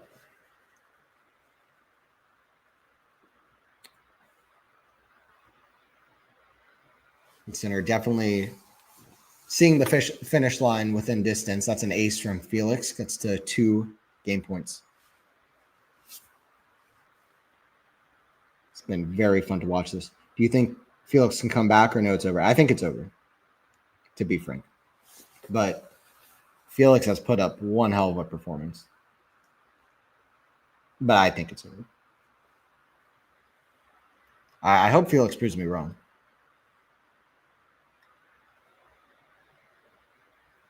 Back into the open court. Very good from Felix. 5-4. It would be cool if Felix wins the match. Oh, of course. I mean, if Felix wins this match, this would be one of the all-time great matches. For sure. Because it's to this point, it's been incredible. It feels like it's about to end, but that would, I mean, easily be one of the all-time great matches. It would also be in like unbelievable upset, historic upset. But I don't think it's going to happen. Well, let's see. See if the last game's close anyway. If it is the last game. Sinner against Carlos. They've already played quite a few amount of times. They haven't played, 60 times like Djokovic and Rafa, but this would be their 15th career meeting, not counting the meeting that they had at the Juan Carlos Ferrero Open Challenger Tournament in Alicante in 2019. Alcaraz has won 6 of the last 7 meetings, but that also includes the retirement in Cincinnati. Outside of that, he's won 5 of the last 6. Sinner won 2 in a row in Beijing and Miami. Since then, Alcaraz has held Sinner's number, but that has included a lot of very close meetings and also an extremely impressive Wimbledon final performance recently against Alcaraz. That's actually the most recent completed match that they've played. So it's going to be very interesting. Oh, there you go. I just mentioned everything that they're now showing on screen, ESPN. First men's duo to play 3 majors finals in single season. That's interesting. 8th straight major title. That's crazy. I mean, that's genuinely unbelievable. After just having witnessed the Big 3 era, to now see these 2 guys so quickly do something like that I'm amazed the Big 3 never did that with any of their duos. But I guess it's like if Sampras and Agassi had Big 3 dominance. It's like the problem with that stat happening is that there were like 3 or 4 guys at that level, not 2, like Sinner and Alcaraz. So I guess that's part of it. But unbelievable that these 2 guys can do that, which the Big 3 never did. That'd be cool to see like all 4 slam finals in a year played by the same 2 guys. I mean, for unpredictability's sake, it wouldn't be, but I guess in a way that'd be kind of cool. Sinner wins that rally as Felix has shot in the net, 30 love. Wow, 3 in a row. I'm surprised no men's players have ever done that. That's actually really surprising, but it's really surprising.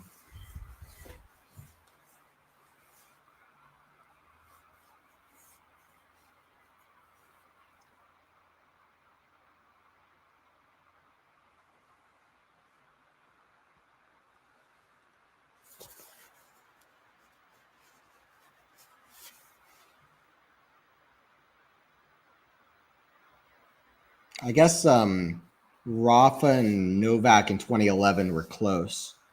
Roger beat Novak in the French semifinal If he didn't beat him, then Rafa and Novak would have played the last 3 of 2011, similarly to how Sinner and Alcaraz are this year. But yeah, that's crazy that nobody's done that. But that's a great stat for Sincaraz.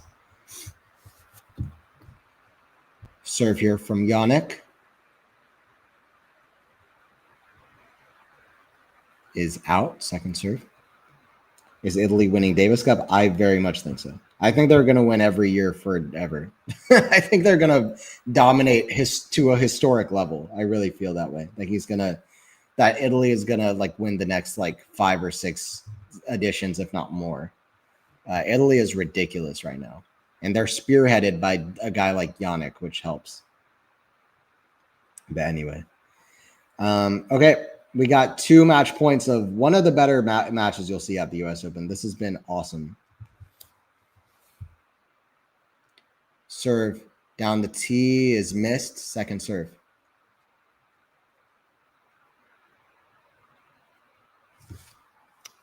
Will we see another Sinner Alcaraz meeting? Serve back into Felix, back into Sinner, cross court to the back into Felix, back into Sinner, big, to the back into Felix, forehand, Felix. That's going to be long. Sinner Alcaraz, part 3, or Sinner Alcaraz Grand Slam final, part 3 in 2025. Long time we had no big finals between Sinner and Alcaraz, but since we got a big final, Sinner Alcaraz, we can't stop. These guys are making history. The first men's pair to make 3 Grand Slam finals in a year, and they do it at consecutive slams on 3 separate different surfaces. That is history in the making. Big 3 era is over. It's been over, but now it's like over, so over. We're through. Goodbye. You were amazing.